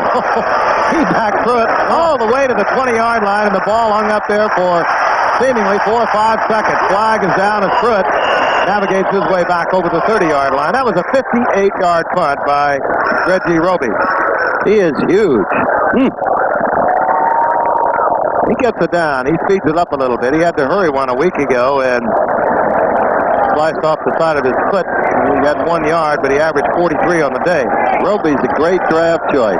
Kickers, so important in the draft. Yeah, it's funny, those kickers, when they miss a field goal or shank one of those punts. Illegal block during the run back. No number 40 of the receivers. It's 1st and 10. Rick Burns of the Raiders. They normally get a little, the other guys start trying to intimidate them a little, and some of those defensive linemen and linebackers who are generally the most vocal will try to get aggressive with them at times, but Mr. Roby weighs 243 pounds. He can take care of himself. I think the Giants' most effective draft choice was number 9, that place kicker, Ali Haji. First down and 10 at the 20-yard line of the Raiders. Marcus Allen, and Allen somehow exploits a little bit of an opening for a big gain, a 7-yard pickup out near the 28-yard line. You believe the way he got through there, Gibbs? He does accelerate. I don't think, O.J., that he has, I don't want to put you on the spot, but he doesn't have that 9.3, 9.4 speed that you guys have had, but he does so much with what he has. Yeah, and he's not that slow now. He just doesn't have the blazing speed, but his balance is what does it. He has good eyes. He sees the whole field and reacts well. Give him 8 yards as they mark it just inside the 29. It's 2nd down and 2 for the Raiders.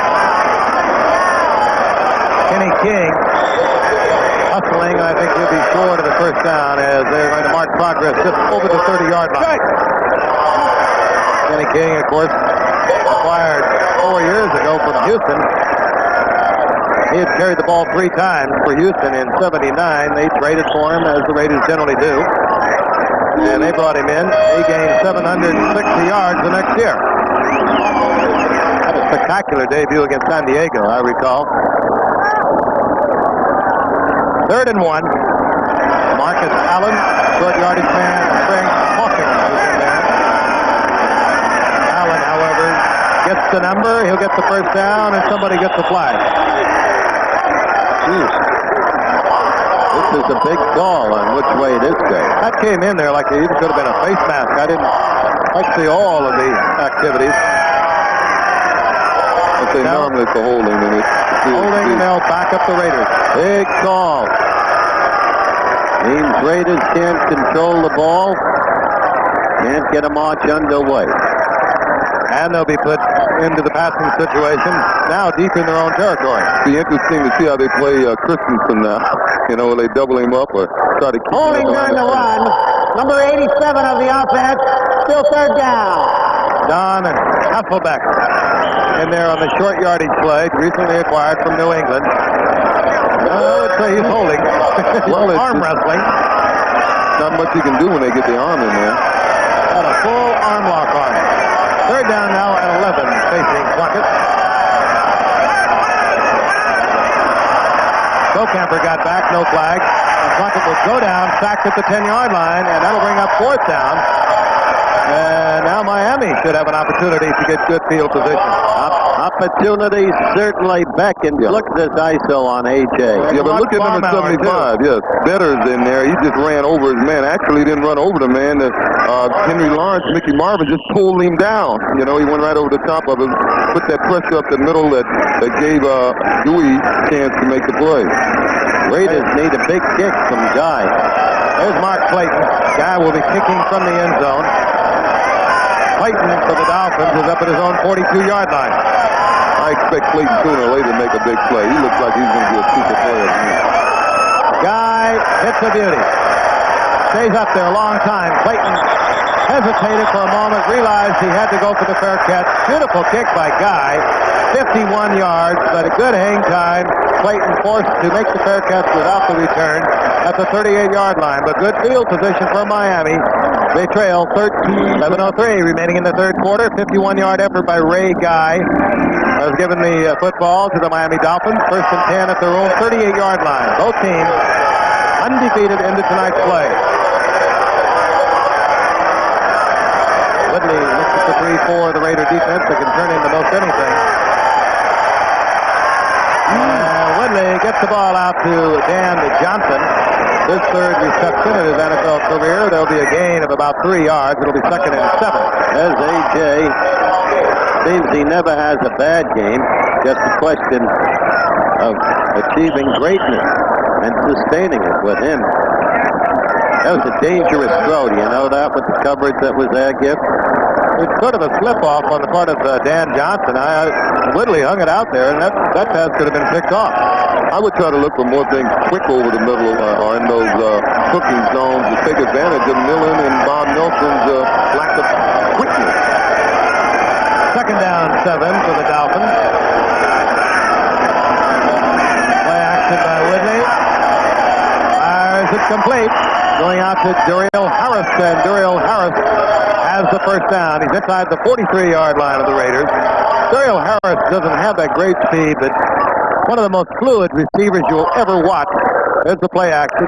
Whitley trying to hold a linebacker, getting Harris behind him, and fires right in front of the corner man, Ted Watts. But he does make those great moves, and he has tremendous hands. And he has got to take up the slack this season for the Dolphins with the loss of Jimmy Cephalo and Tommy Vigorito. Both have been gone for the season. Injured in the opening game of the season. On first down, Franklin, left side. And Franklin pursued and taken by Bob Nelson right at the line of scrimmage. He might have got a yard out of it. I agree with you that Nelson and Millen don't have the great speed, but this is a very effective linebacking corps. Let me tell you, they're football players. Bob Nelson, he was originally drafted by the Buffalo Bills. They said he had slow feet. He was cut by the Raiders. He was cut by the 49ers. And Al Davis said he was a football player, and he is a football player. He'll get a chance to hit you. He'll tear you up. At Buffalo, we weren't playing a 3-4 at the time, and he wasn't that effective with 3 linebackers. But with 4 linebackers, he has less responsibility, and he's physical, and that's what the Raiders want. Good point. Woody Bennett now in the backfield, and the motion man is Mark Clayton. Clayton. That's a lateral. And Mark Clayton, the rookie out of Louisville, instantly realized that that could have been Clayton throwing the ball deep, because there was a deep man downfield, Duriel Harris, but you have to catch it before you can throw it. So long yardage again for David Whitley. It'll be third down, and they'll mark it back now near the 44-yard line. Call it third down and 12. This Miami offense reminds me of their offense during the Super Bowl. They just didn't seem like they could establish anything, or they knew what to do. I don't know if it's Whitley or what, but there's just some spark in this. Close to the 45. The third down, 13. Shotgun for Whitley. Whitley trying to get out with a timing pass to Mark Clayton. Mike Davis, good coverage, incomplete. Fourth down. Miami will have to turn over once again. Another dangerous throw, Frank, because had Mike Davis picked that off, bang, bang. It's almost like a fight now. It seems as if Oakland has measured them, you know. Third or fourth round, looks like they got him just about measured now. An interesting statement. Yes, you're right. There's Reggie Robbie. His last effort, a 58-yard run. This time I presume he'll be looking for a corner or to kick it very high and get the coverage down under. He chooses the high route, and he just really put it up in the air. At the 10, but covered quickly. Greg Pruitt lost the ball at the 9. Recovers out over the 10-yard line. It'll be first down and 10 for the Raiders. They're deep in their own territory. We'll be back at the Coliseum in just a moment. All right, Major League Baseball and National League. Phils lead Bucks by 2. Mets got 2 in the bottom of 9th to tie. Went on to win. What a victory over the Bucks. Phils beat the Cubs. Forget about the defending champion, St. Louis Cardinals. Houston leading Los Angeles, and San Diego leading San Francisco. LA doesn't want the pass. From the 11-yard line, at first and 10, Marcus Allen. Third overhead. The flag is down, as you can see. Allen just surging behind that big offensive line, gets out to the 15, but the Raiders once again called for holding.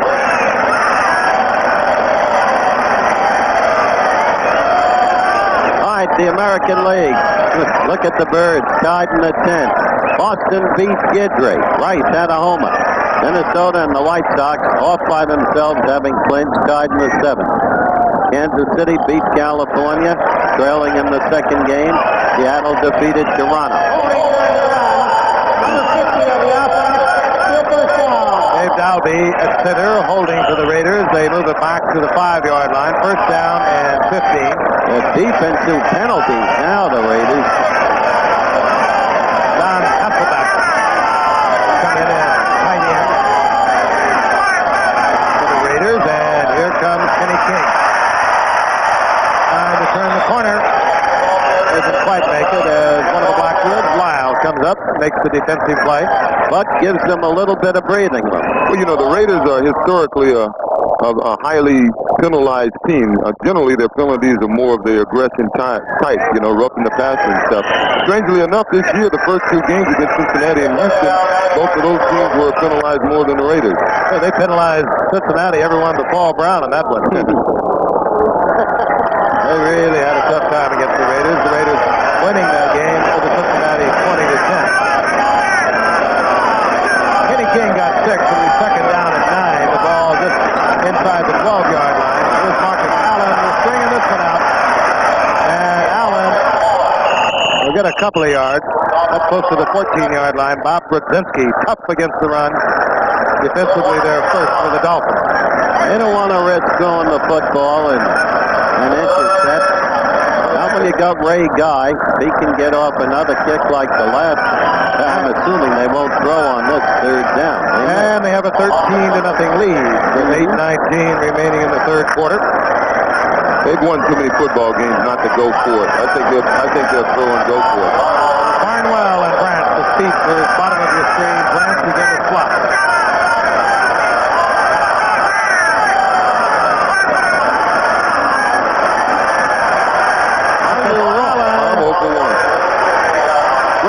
And now the Raiders must punt. You like my call, Sweep? Oh, I just saw her shake her head. What a pretty child. He wanted to go be home playing, I think. She's wondering what's going on.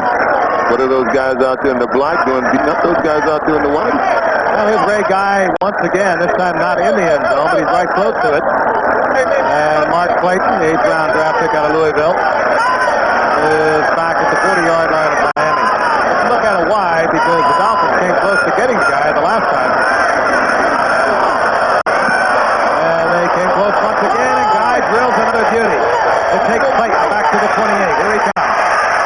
Ooh, what a hit. And he's past the 35-yard line. First man there, Otis McKinney once again. So Miami, as the game has turned into a defensive battle, will have a 1st and 10. The ball near their own 35-yard line. 45 efforts. Deep in their own territory once again. The Dolphins, 1st down 10. The ball inside their 36-yard line. And David Whitley remains the quarterback. Don Shula necessarily make a change, or decide to make a change. You think it would be Marino.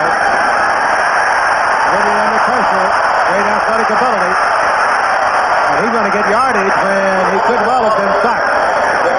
4-yard pickup by Woodley under deep pressure. We're going to pause 5 seconds and allow our stations to identify themselves. Channel 10, WPLG TV Miami. That's the extra dimension you get with the David Whitley, where Don Strock, the quarterback at that point, or Dan Marino, probably, in all probability, would have been sacked. And that's what Whitley, with a good athletic skill that he has, got out of there and made 4 yards out of it. And that's where Plunkett isn't given enough credit for. The difference in this game tonight is Plunkett's been able to avoid the rush and get the balls off successfully, where Whitley's been forced to run when he's scrambled. 2nd down and 6. The ball resting just over the 40-yard line. Woody Bennett piling into the left side, getting a couple of yards. It'll be 3rd down and a long 3 now for the Dolphins. Can't kick about this game because these are 2 tough, solid football teams. And while there's not been any spectacular scoring, the big plays have been made by the Raiders. And somehow they put a team together, the Silver and Black does, every year that is always up there. Richly competitive and very tough. 3rd down, again a long 3, close to the 4 in fact. Ball just at the 42-yard line of the Dolphins. Out of the shotgun. Woodley again under pressure, going to Rose. And Joe Rose, the tight end they go to in the must-pass situation, gets the first down inside the 40-yard line of the Raiders. And a very cool effort on the part of David Woodley. Might be the biggest play for them so far tonight. Keeps the drive going. Rose does a good job on Davis. He just ran a simple flag pattern, and Davis got a little off balance. Davis got his feet changed. Hey, the offensive line is keeping the Raiders out of there. Hendricks, or rather, that was Townsend a little late. He could have drawn a flag, but he didn't. But they are pushing the offensive line right back into Woodley. Good completion. Good combination. Woodley and Rose. First down 10. David Overstreet. Upended. Pickup of about 1.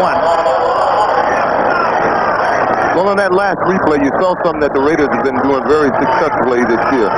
There's their leader on defense, their defensive captain, Martin. Even when they don't get the sack, they're hitting the quarterback.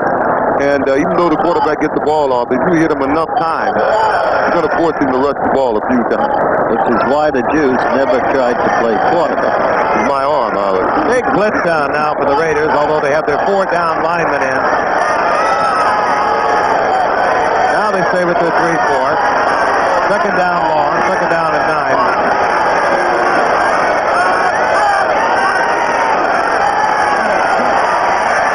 Woodley has the time and jumps it off. Overstreet with a juggling act, and he couldn't come up with it. It'll be third down and 9. Bob Nelson was there to make sure that Overstreet was not going to handle it. The simple little loop over the middle by the running back coming out of the backfield. This is the kind of stuff I think they're going to have to do if they're going to start moving the ball consistently. That's the if he key was caught it clean, he would have had a little time as quick as he is to put a move on Bob. Nevertheless, they verified your key point that you've been making all game. The way to attack them is with that short stuff in the area of Millen and Nelson because of their absence of footsteps. Still ain't going to get much success running in there because those guys could play the run. Third down and 9. Miami from the tee, not the shotgun. That's Rose in motion. Bootleg by Woodley. Good ball. And Woodley has the first down, up in and inside the 25-yard line. This time the bootleg working. Great call. Everyone going with the flow of the backfield to the left, and Woodley coming out with a blocker in front of him. It was Foster, and he gets the first. You see everybody have their keys on guards and fullbacks and halfbacks, and they go with them. And the quarterback comes out with Roy Foster. He makes a good block, and Woodley does a good job of running. He does. That's what he's best at.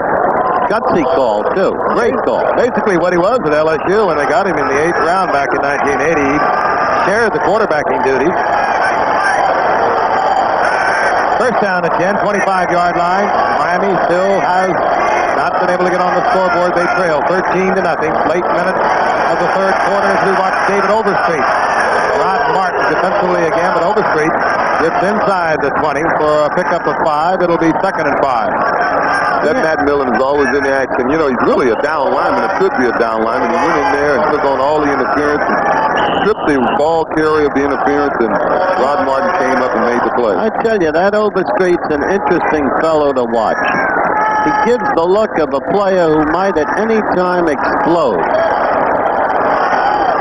Remember earlier in the game, in the first half, he almost broke one. He gained about 11 yards. He had one man to get by. He shows flashes. Let's put it that way. I think he's in the game because they need one of those flashes. 2nd and 5, and Franklin is nailed. Hit hard. Reggie Kinlaw, nose tackle, playing off Dwight Stevenson. Big play on the part of Reggie Kinlaw. I don't think Tula feels right now that this team can move the ball consistently and get it in the end zone on the Raiders. The Raiders are just too tough defensively right now. He needs a guy like Overstreet to come in and break one, and I think that's why you're seeing Overstreet play so much. 2 years ago, by the way, Juice, the Raiders had a poor and unrepresentative for them season. One of the reasons, Kinlaw out. Third down and 6. There was a loss of 2. Shotgun. And down goes Woodley. Gave up the football. It was Rod Martin on the blitz. The play still moving. Goodbye. And Greg Townsend, a rookie from TCU, Picks up the fumble. Down the field he goes, but credit that. Certainly an assist to Rod Martin. Fought through a block, got to Woodley, knocked the ball loose. 64-yard touchdown for the Raiders. This is one tough football team. And we've told you all night about Rob Martin. Probably their best linebacker. He's been voted the captain by the team. He's been voted MVP of the defense 2 of the last 4 years. He stripped the ball, Mr. Townsend, who deserves this touchdown. Look at him run. This is a defensive lineman. You're looking at one Rod Martin behind him. If you can see him, he made one great block for him, even though it was unnecessary. It was behind the runner. We also told you about Townsend and Pickell.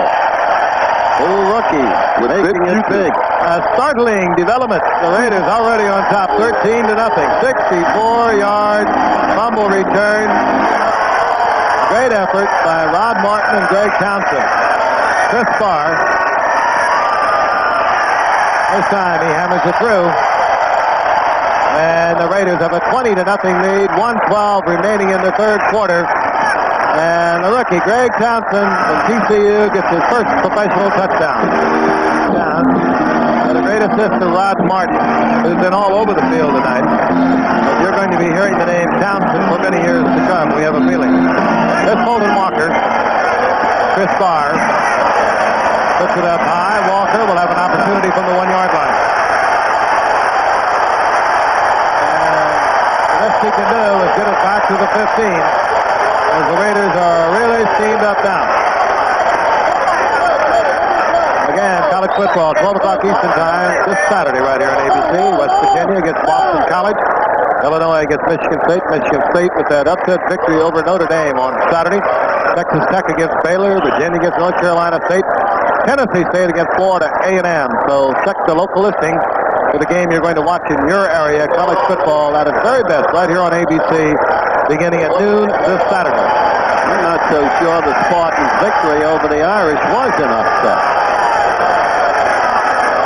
Well, that's right. First down and 10, 15-yard line. Miami. Overstreet on the screen, and Overstreet carries the Raider, Archie Reese, for yardage up close to the 20-yard line. I said that, Frank, because you know coaching the Spartans, George Perlis, who through the years was so valuable to Chuck Noll. He's going to be a great coach, head coach. He was the one that went to the USFL for about 5 minutes and then on to Michigan State. He was a great coach. It is, obviously. Big Lyle Alzado.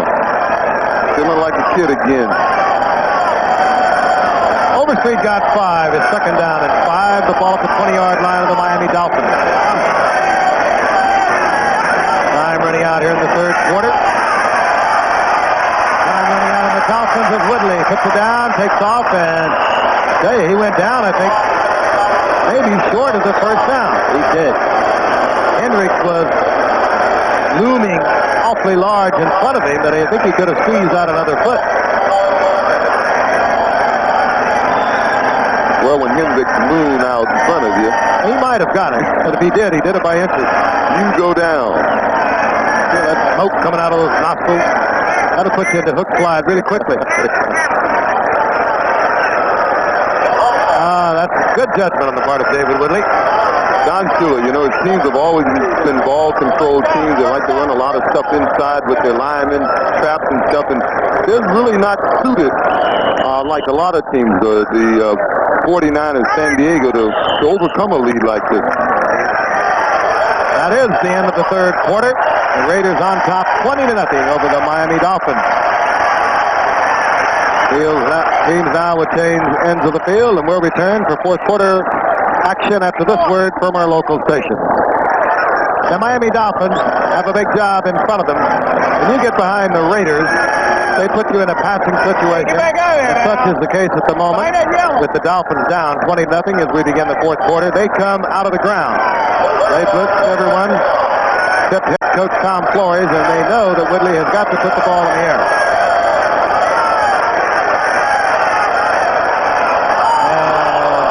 Incomplete.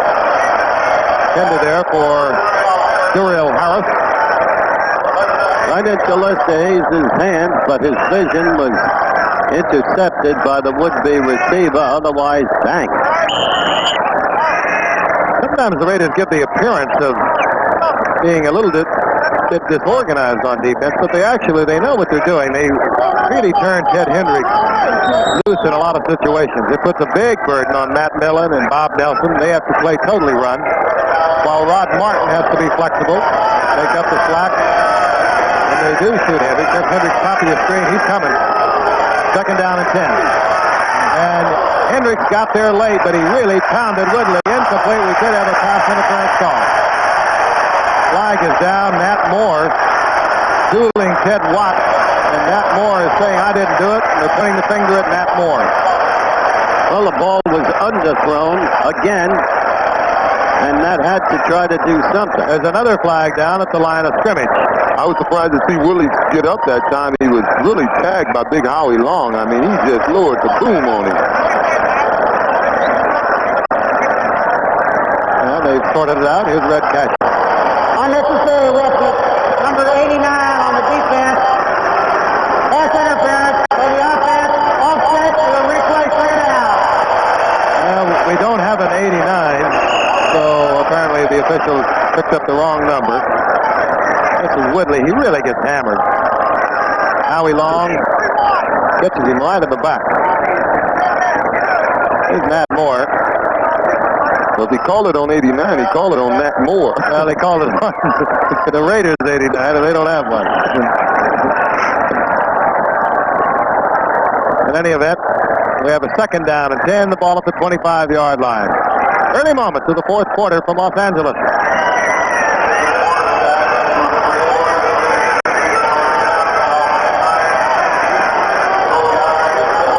Dolphins will go from the shotgun.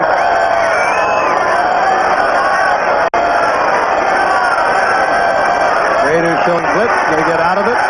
Pressuring Woodley once again, and he throws high and incomplete to Mark Clayton. But each time they penetrate the offensive line of the Dolphins, and Woodley perhaps doing the best he can under a lot of pressure. All right, we have previously shown you the Raiders' domination during the first half, mitigated in the second quarter. They had totally dominated in the first quarter.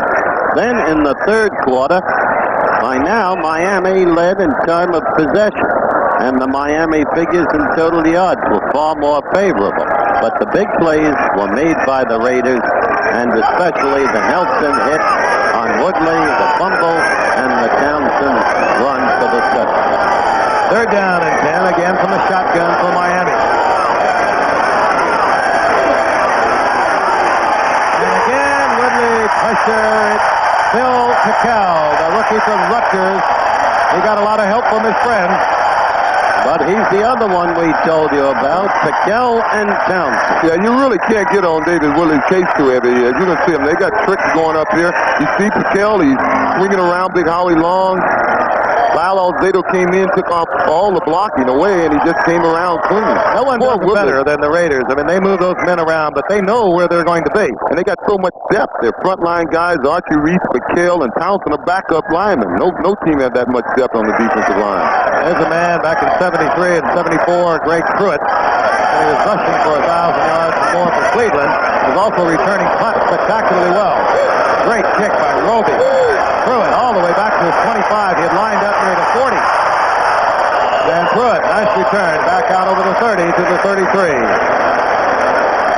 Thomas defensively there for the Dolphins on a 62-yard effort by Roby.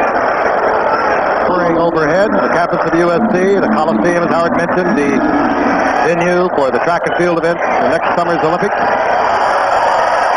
And a big night for the Raiders. They're looking to go 3-0 with a win over the Dolphins. They lead 20-0 here in the fourth quarter. Marcus Allen on a 1st and 10 outside and gets another first down close to midfield.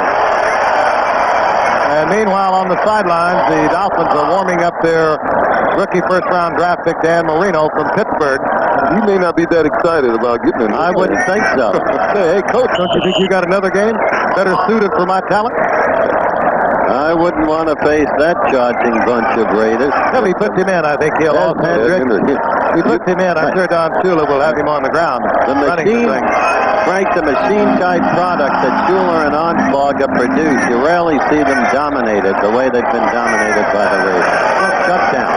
Allen got the first down at the 49. The former high school quarterback will also throw it.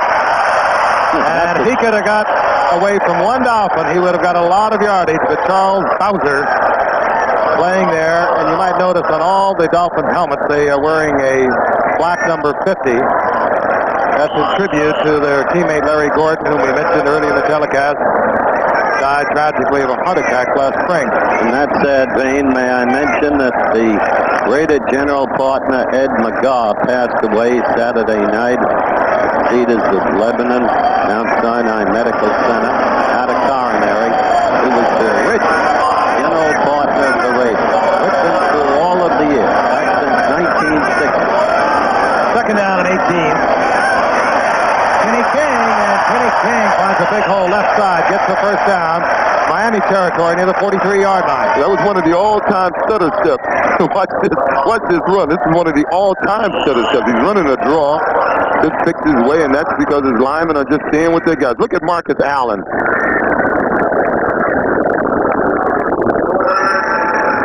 They're just blocking their guys, holding their block, and letting their runner pick his hole. Third down now at 7.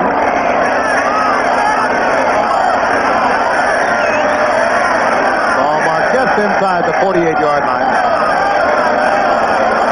A little confusion there. Todd Christensen wasn't quite sure what Jim Plunkett had in mind, so Plunkett, rather than waste an effort, come up with an error, he called timeout. With a remarkable record, 4th all-time in the history of the NFL. The thing that's remarkable to me is in his 21st year now, he's only had one losing season throughout all those years. It's a good thing he hasn't played the Raiders more often. Seemingly. Third down and 7. Raiders on the move. Marcus Allen. Great acceleration. Somebody tried to go in there for the football. He tucks it away and gets the first down at the 38-yard line. Mark Brown finally bringing him down for Miami. I'll tell you, he hides this ball now, O.J. Somebody makes a grab for him. Well, Marcus has been accused of fumbling the ball a little bit. He makes a great run here, so I'm sure in practice the backfield coach has been emphasizing him, put the ball away, put the ball away. But you know, it's funny how you dominate a team. The LA Raiders, that's 5 times. The LA Raiders seem to dominate Miami. 12-3 overall, and some coaches just have other coaches or players' numbers. Miami dominated my teams in Buffalo. We beat them once in 9 years. Marcus now is 3 yards for 100. Plunkett, Christensen, and Christensen up close to another first down, perhaps a yard short as Glenn Blackwood makes the stop for Miami. You have to be impressed with this Raiders team. Not only are they tough, not only are they driving a very good Miami defensive line into the ground, but they've got play variety. And the performance of Plunkett tonight is one of the better performances, I think you'll agree, Frank, we've seen him have in recent years. Actually, he had a pretty good year last year. The Raiders 8-1. No one was any better than that. And they just lost in the playoffs to a superb effort on the part of the Jets. Second down and 1. That's Greg Pruitt in there now, giving Marcus Allen a little breather, and Doug Sutters makes the stop. Well, I tell you, during my career, the one coach that I wish I could have had an opportunity to play for was Don Shula. Sure. But the one organization as a player I respected was the Raiders. One, they're probably the highest payroll in the league, and they say you get what you pay for. And 2, if you look at their staff, they seem to take care of their players. They have 7 former Oakland Raiders working for them as either coaches or scouts. That's unusual for an organization to take care of some former players like that. Third down and 2. Hawkins going over the left side, looking for the first down. I think his knee touched earlier. Depends on where it's marked, and I think the official has a skate. Well, if it's knee touch, it doesn't matter. Somebody has to touch him in Somebody the did. NFL. Yeah, and you've got a 20-0 lead. If they don't make it, Tom Flores must be considering definitely the possibility of going for it. Well, if they make it, Don is going to be doing his do-re-mis wherever he is. Of course he's going to go for it. We're down to close to 9 minutes left. Clock is killing any faint vestige of Miami hope. I think they're short, but they're going to bring the 6 out, so it'll give a chance for Tom Flores to communicate with Jim Plunkett. He's already done so. I think they're going to go for it. But Miami's system just isn't conducive to coming back. No, I agree. A lot of scores, you know. They normally rely on their defense to keep the game close, and they feel the offense can score at any time if they're within a touchdown. But the way their offense is set up is not set up to come back from three scores against a team like the Oakland L.A. Raiders. I grew up in San Francisco. You know, I was a 49er fan with the Oakland Raiders. For so many years, I'm having trouble getting that. Everyone does it, dude. Inches to go. 9:09 remaining in the game. Clock moving. Dolphins in deep trouble. And the Raiders looking very strong now, both offensively and defensively. They only had the one flag in the second quarter. Now they'll get it easily on the offside. Hawkins had it on the carry, and it looked as though Miami was offside. Yeah, I don't think that was induced. Right. So the dive will continue. It began back at the 37-yard line. Breaks through it on the return.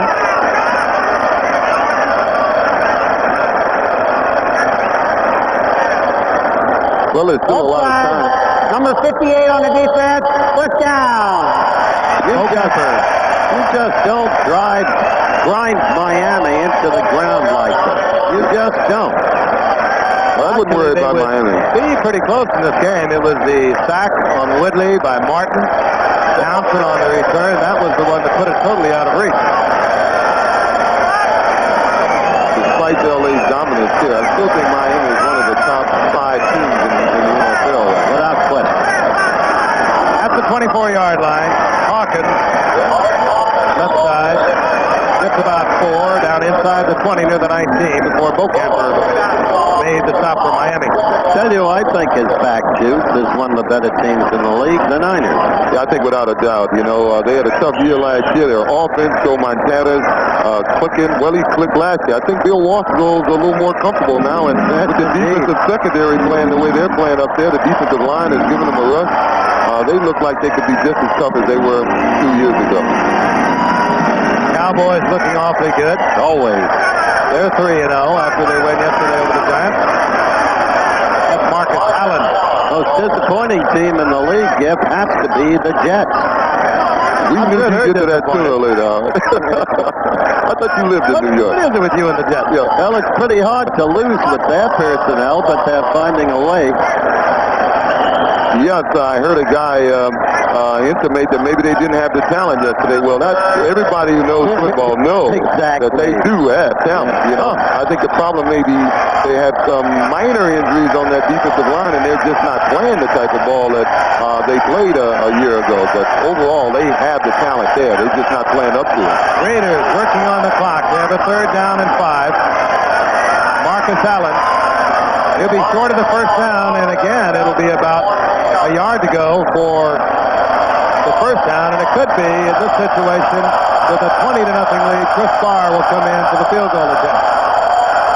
Nope, we have the third tight end coming in. So the Raiders on 4th down will go once again. Interesting. Well, when you're dominating up front the way they're doing, I think what's more important is just to keep the ball and let that clock run, and I think that's what Mr. Flores is thinking. Boy, there must be quite a temptation at this point. Play action, find the man in the end zone, or just not snap the ball. Lead. You can't get hurt. What if you don't snap the ball? Let him jump. 5 more yards on the field goal, no big deal. And it's Hawkins over the left side. And running it is no big deal either tonight for the Raiders.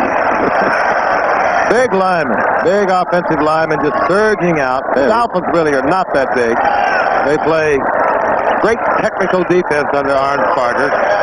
Their deal is not to give up the big play, stay in the ball game, look for the break, and win it. Yeah, well, the Raiders management sort of said that they felt that the type of player they look for, the big guy, you know, they got these 280 and 270-pound tackles, were just the right type of guys to play against the type of individual that Shula likes. If you look at Shula's interior line, they all change positions. You look at their linemen, some of them were linebackers in the past. They're not overly big guys. It's just a matter of matchup. Throwing out exactly what you say. Remember what the big ones did on Washington. 12-play drive started at the Raiders' own 37. Marcus Allen now well over 100 yards inside the 10-yard line. Gain of 4. Baumauer sliding out for the nose tackle to make the stop. Here's where a guy like Marcus Allen is real valuable to a team. When you got a lead, you want to protect the lead, you put it on the ground. He's the kind of back that he's better on the fourth carry than he is on the first carry. He likes to carry the ball a lot. He likes a lot of work. He was like that right on this field for SC. I used to watch him. He'd carry the ball 25 times, and each time he appeared to get stronger. You're exactly right, Juice. I thought John Madden made a very interesting point in a CBS telecast yesterday. He was talking about Mark Van Eegen. He said the great backs get better with increased fatigue. Kenny King, and this time Kenny King is taken there by Kim Bocamper. Kitty got a little vocal. I guess they pulled his face mask, and if the official didn't call it, he was telling everybody on the field. We've got it. Flag is down, and they pick it up. Well, how do you feel about that as a former player, Frank? John said that Van Eegen would be better on the 10th carry or the 15th carry than he was on the first, the second, or the third. I think all the great ones have been that way. Look at Jim Brown. You hammer him all day long. You hold him down as we would sometimes 40 or 50 yards, and in the fourth quarter he'd rip off about 80 or 100. Pushback by the defense. First down. And if they aren't like that, they really do not qualify to be called a great back. In the meantime, did you ever fall to Jimmy Brown's ploy of being hurt when he got up so slowly? I never fell for any boy. When he was on the field, we were in trouble. First down, goal to go. The Raiders on a roll that began at their 37-yard line. They've used up nearly 9 minutes on this drive. Break through it. And former Cleveland Brown into the end zone over the left side. I think I better leave that for Don. Good to see this man back. Greg Pruitt. He had those great seasons, 73, 74. 75, over 1,000 yards with the Cleveland Browns. Tore up his knee in 78. Raiders got him a couple of years ago. And they have just sort of nurtured him back to good health. His legs are fine now, and he's running once again. There's a little man who could cover the 100-yard dash. You saw him in the Superstars do it 9.6. Yeah, he's running well. Last week he ran the ball a few times. He averaged probably close to 7 yards to carry. And Chris made one. Chris Farr made another one. And the Raiders are stretching it out. They have a 27-0 lead. And we understand, Don. I wonder if Dottie will. William Judson, the cornerback for the Dolphins, slow getting up after that conversion. He's off the field now. Chris Farr set the kickoff, and Fulton Walker is back. Raiders had one sag tonight, a little while in the second quarter. Otherwise, they have dominated.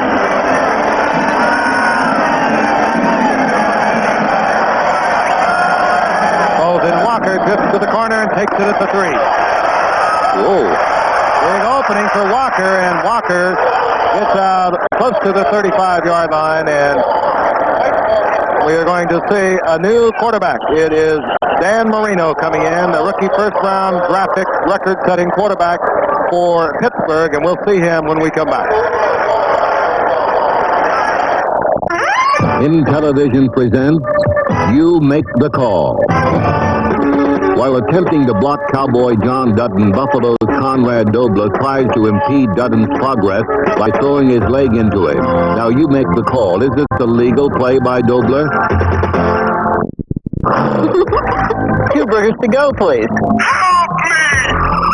Introducing Burger Time, the new home video game where you're the chef trying to make hamburgers. There's just one problem. The food is trying to make hamburger out of you. Another hot new arcade game for Intellivision, Burger Time. With arcade-like super graphics, only on Intellivision. We are closed now! What call did you make? There are times when blocking with the leg is legal, but on this play, Dobler is considered to be leg whipping, which is a 15-yard penalty. Dan Marino is the new quarterback for the Miami Dolphins. Took Pittsburgh to 4 bowls in the 4 years he was playing there. All-time passing leader for Pittsburgh. He's in a tight situation at the moment, down 27 points. The Raiders thinking pass all the way. And Marino, successful in his first attempt, going out to Mark Cooper. We're going to see some of the newer players, I think, now for both ball clubs, and that's not necessarily good for Marino. As O.J. was pointing out during the commercial, we're going to see Townsend and Piquel probably a lot for the Raiders on defense, and they are fine rookie linemen that can really pressure a quarterback. But you just saw Don Shula on the sidelines. It's one of the reasons you've got to respect him. Indomitability is chiseled into his face. He never quits. He's down 27 points. He's running his team.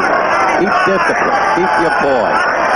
Gain of 9 by Dupert, and we'll have a first down. Woody Bennett over the left side, getting up to about to the 49-yard line. On the other side of the coin, there is Tom Flores. Repeatedly through the years, Frank, Sandy, O.J. wasn't with us then, and I have talked about Tom Flores and how he labors in the shadows of the heralded Al Davis, heralded in the football sense. And I'll say this, Al has never taken credit away from Flores. He is quite a man, rich in character. Marino back on first down. Rifle arm, and he fires it out. The ball is not handled by Clayton. A little different velocity on that ball as compared to Woodley's.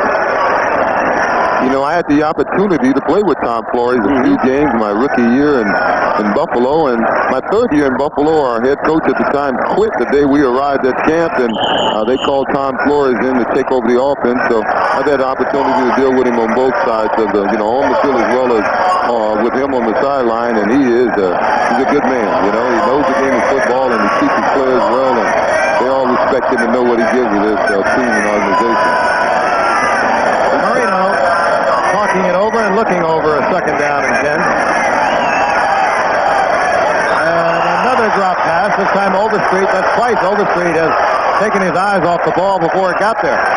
Yeah, and a little of that is intimidation. That's why the Raiders they emphasize intimidation. They do it. When you do catch a pass on them, if you get a pass off on them, this 1983 Raider team, you're going to pay for it. And later on in the game, they look for teams to either miss wide open receivers or wide open receivers to block the drop passes.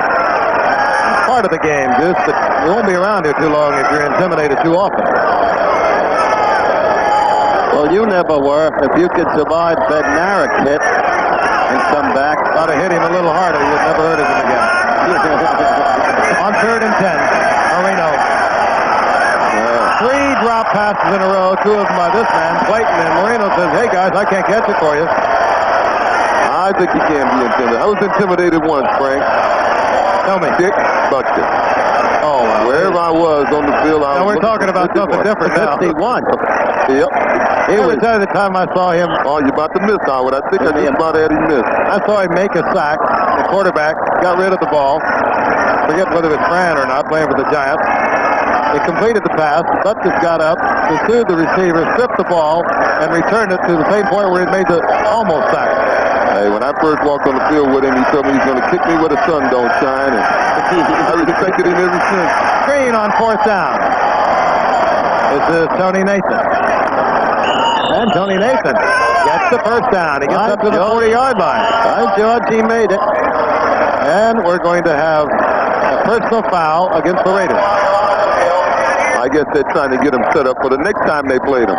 You know, There's David Woodley, and you can see it's not been a happy occasion for him. I think it's unfair to say he had a bad game. Well, he had a bad game, but look what he was up against the whole game. Even when he got passes off, he got tagged this game. Yeah, but that was Marino. He's got a taste of it. Roughing the passer, number 93 of the defense, added on to the end of the play.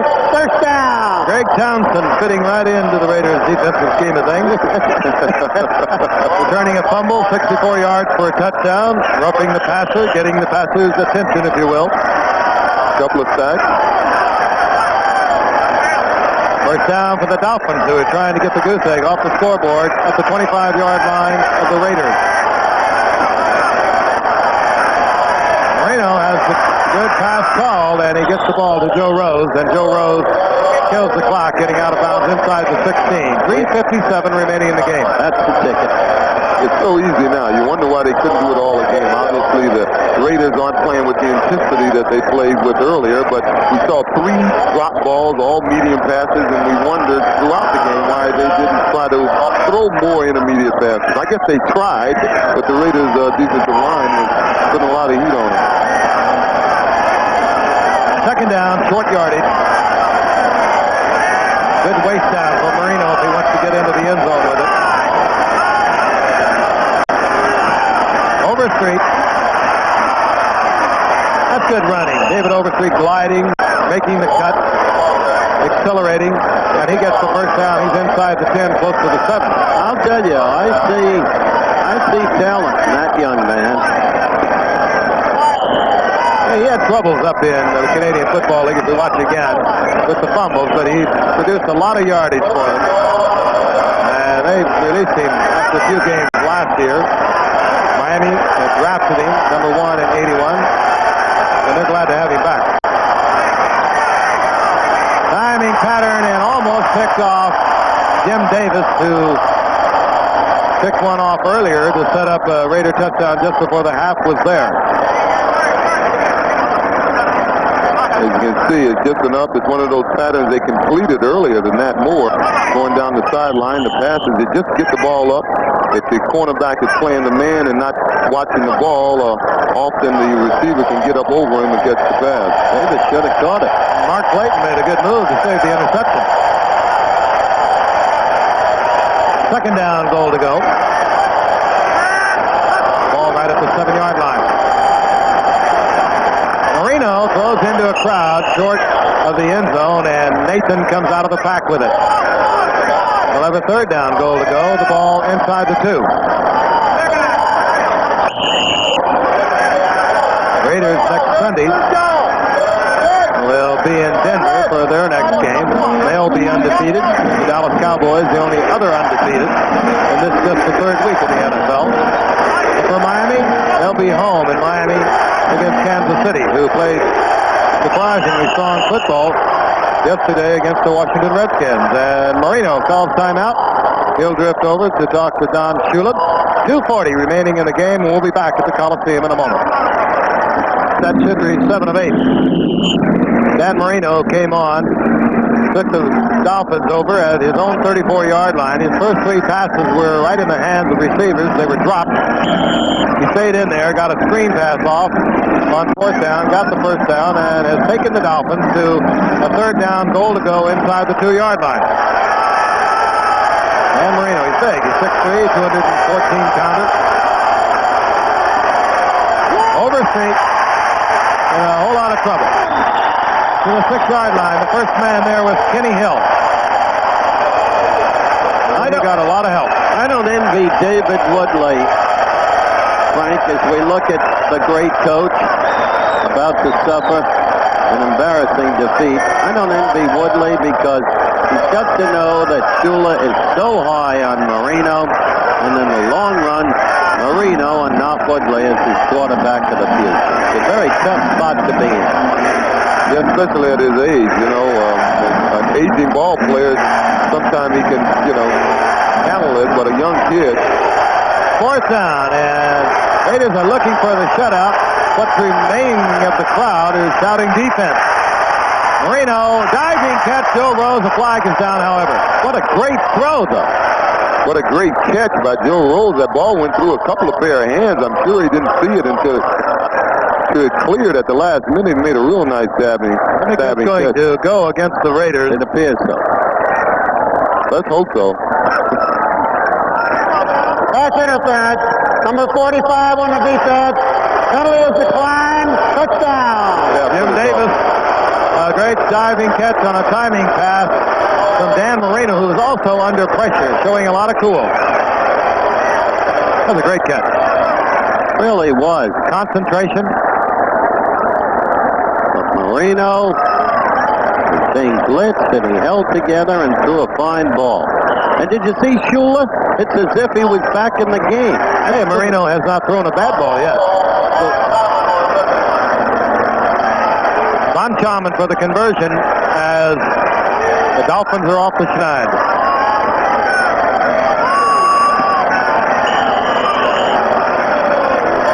(27-7). And Joe Rose, the receiving tight end, if you will, worked last year with Bruce Hardy and Ronnie Lee. Ronnie Lee is now gone. The Dolphins very pleased with their Dan Johnson. He will see most of the duties, but you'll see a lot of Joe Rose over the remainder of this year, surely in passing situations. There he is, fourth-year man out of California, 6'3", 230-pounder.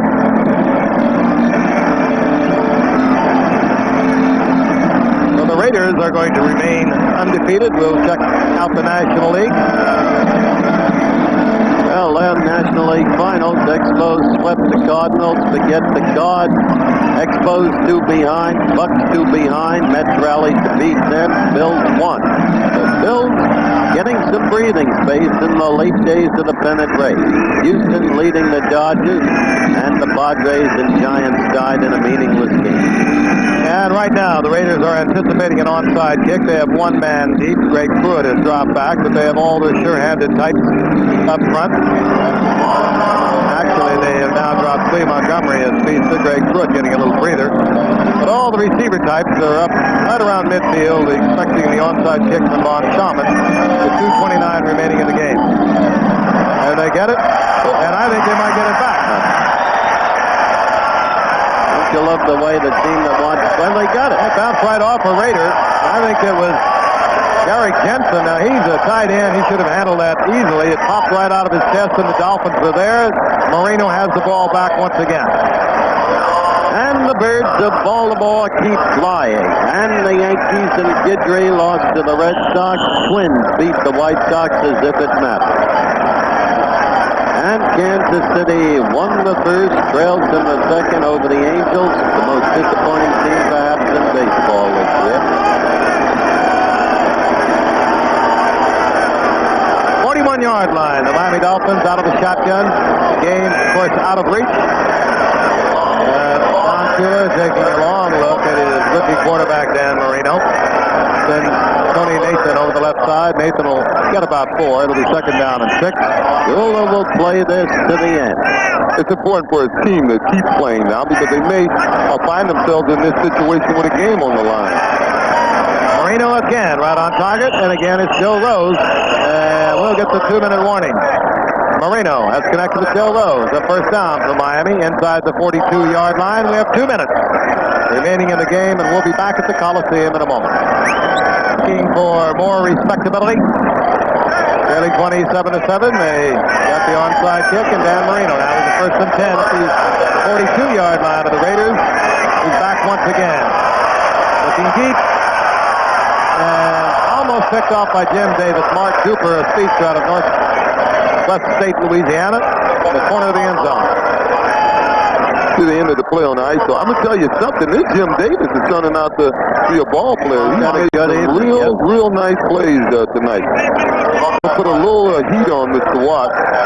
As said, Watts has been burnt at least once every week, it seems, but he's a good cornerback. He just hasn't been able to judge when the ball arrives. He's one of these guys that covers his man. It's pretty difficult if you're a cornerback by profession. That makes the problem. Yeah, but normally these guys can read the receiver and tell when the ball arrives and make the play. He has a little difficulty doing that. But he's a fine corner. Second down and 10 from the shotgun again. Dolphins pick up the blitz, and Marino's on target, hitting Tony Nathan. Nathan up there for first down yardage. Give us an opportunity to tell you this telecast is presented by authority of the National Football League. It's intended for the private use of our audience. Any rebroadcast or other use of the telecast without the express written consent of the National Football League is prohibited. The first down at the 31-yard line. No huddle for the Dolphins. Marino back. Dumps it over the middle, and it goes to David Overstreet. That's how you fumble it carrying out like that. It's easy to say it now. You know, we realize the game isn't being played as intensely as it was earlier, but you wonder why they weren't throwing that little jump pass a few more times. Obviously, some of their better players aren't in the game now. You don't see Millen or Bob Nelson in the middle. And the second down and 3, and Joe Rose gets the first down inside the 15, and the Dolphins continue to move. Nonetheless, not playing against statues, and you have to be impressed with young Marino. Great practice for young Marino, too. He's playing like this game, the final hurry-up part of the game, with a 2-minute offensive drill, as though he could pull this out. And they know they're not going to. They're inside 1 minute, of course. He's 9 of 14. There 4 of them have been dropped to 77 yards. And he fires another one to Mark Cooper, who makes a very tough catch on that angle. That ball was really humming. And Marino calls timeout. Shula is so great a coach, Frank, that he excels even when losing, and he's proving it tonight. He is developing Marino. He's giving him his shot, and this kid looks terrific. He's playing a game now with Marino, almost as though, let's look at this as a game we can pull out. And he's coaching it that way. Marino is playing it that way. And, well, we will have ended our 5th game in 15 days. A week from tonight will be at Giant Stadium in New Jersey. Green Bay Packers come to town. We were there when the lights went out a year ago, Howard. Yep, that was the last game before the strike. And I'll never forget the James Lofton touchdown on the great reverse play that Green Bay runs with him on the end of it. What an athlete. Off to some year, isn't he? He is just a truly great athlete. But it's not easy to run that play on the Giants. The Giants languish from absence of offense, but nobody questions their defense. And their defense played practically perfect football for most of the first half against the Cowboys. And then they came back. The Giants did. The Cowboys knew they were in a struggle. So Dan Marino has come on late, and as we have said many times, while he's working against the irregulars, if you will, of the Raiders' defense, he has performed well. He has thrown the ball in excellent fashion. And he gets another one off to avoid the sack. David Overstreet was all alone in the end zone, but Marino has really hammered Howie Long, who remains in there as one of the starters, was right in Marino's face, and he knocked him to the turf here at the Coliseum. I guess he's thinking, well, my youngster's getting the work that he needs. 25 seconds now remaining in the game. We'll see Miami again on November the 28th against Cincinnati, and then on December the 16th against the New York Jets. Second down goal to go. Time's run out, and a flag is down. Duper was working against Davis, and I think Davis has drawn another interference call. You're right. And so Dan Marino, all right, gets the Dolphins into the end zone now for a second down. Interference. Number 45 on the defense.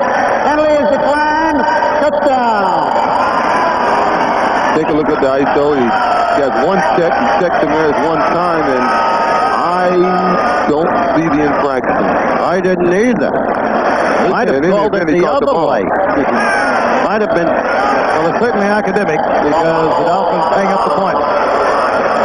Ron Sharman for the conversion. We'll see another onside kick with 20 seconds remaining. You're right. Ron Sharman drills it to the upright. Another onside kick. There's Mark Duper. A lot of speed. 5'9", 193-pounder. Made his first couple of receptions of the season here tonight. We'll see the Raiders twice more this year. We'll see them Sunday, October the 23rd at Dallas. The Raiders and Dallas now are the only 2 undefeated teams remaining in the NFL. And we'll watch the Raiders again on Thursday, December the 1st at San Diego, and that could be quite a decider. Yes, it's good. Chargers stopping another one yesterday up at Seattle. Great effort on part of Chuck Knott, Jim Zorn. How about Mr. Warner? Oh, no, he's a runner, isn't he? The Raiderettes. You think they're the finest in the league? I think they're right at the top. It's going to be hard to beat them. Of course, they have a big area to choose from. All right, Miami will once again go with the onside kick, and the Raiders have all their sure-handed types up their midfield. The ball has to travel 10 yards before Miami can recover, unless it's touched by a Raider. This time the Raiders collected 44-yard line. Falling on the football, the tight end recently acquired from New England, Don Hasselbeck. Another 5-second pause for our stations to identify themselves.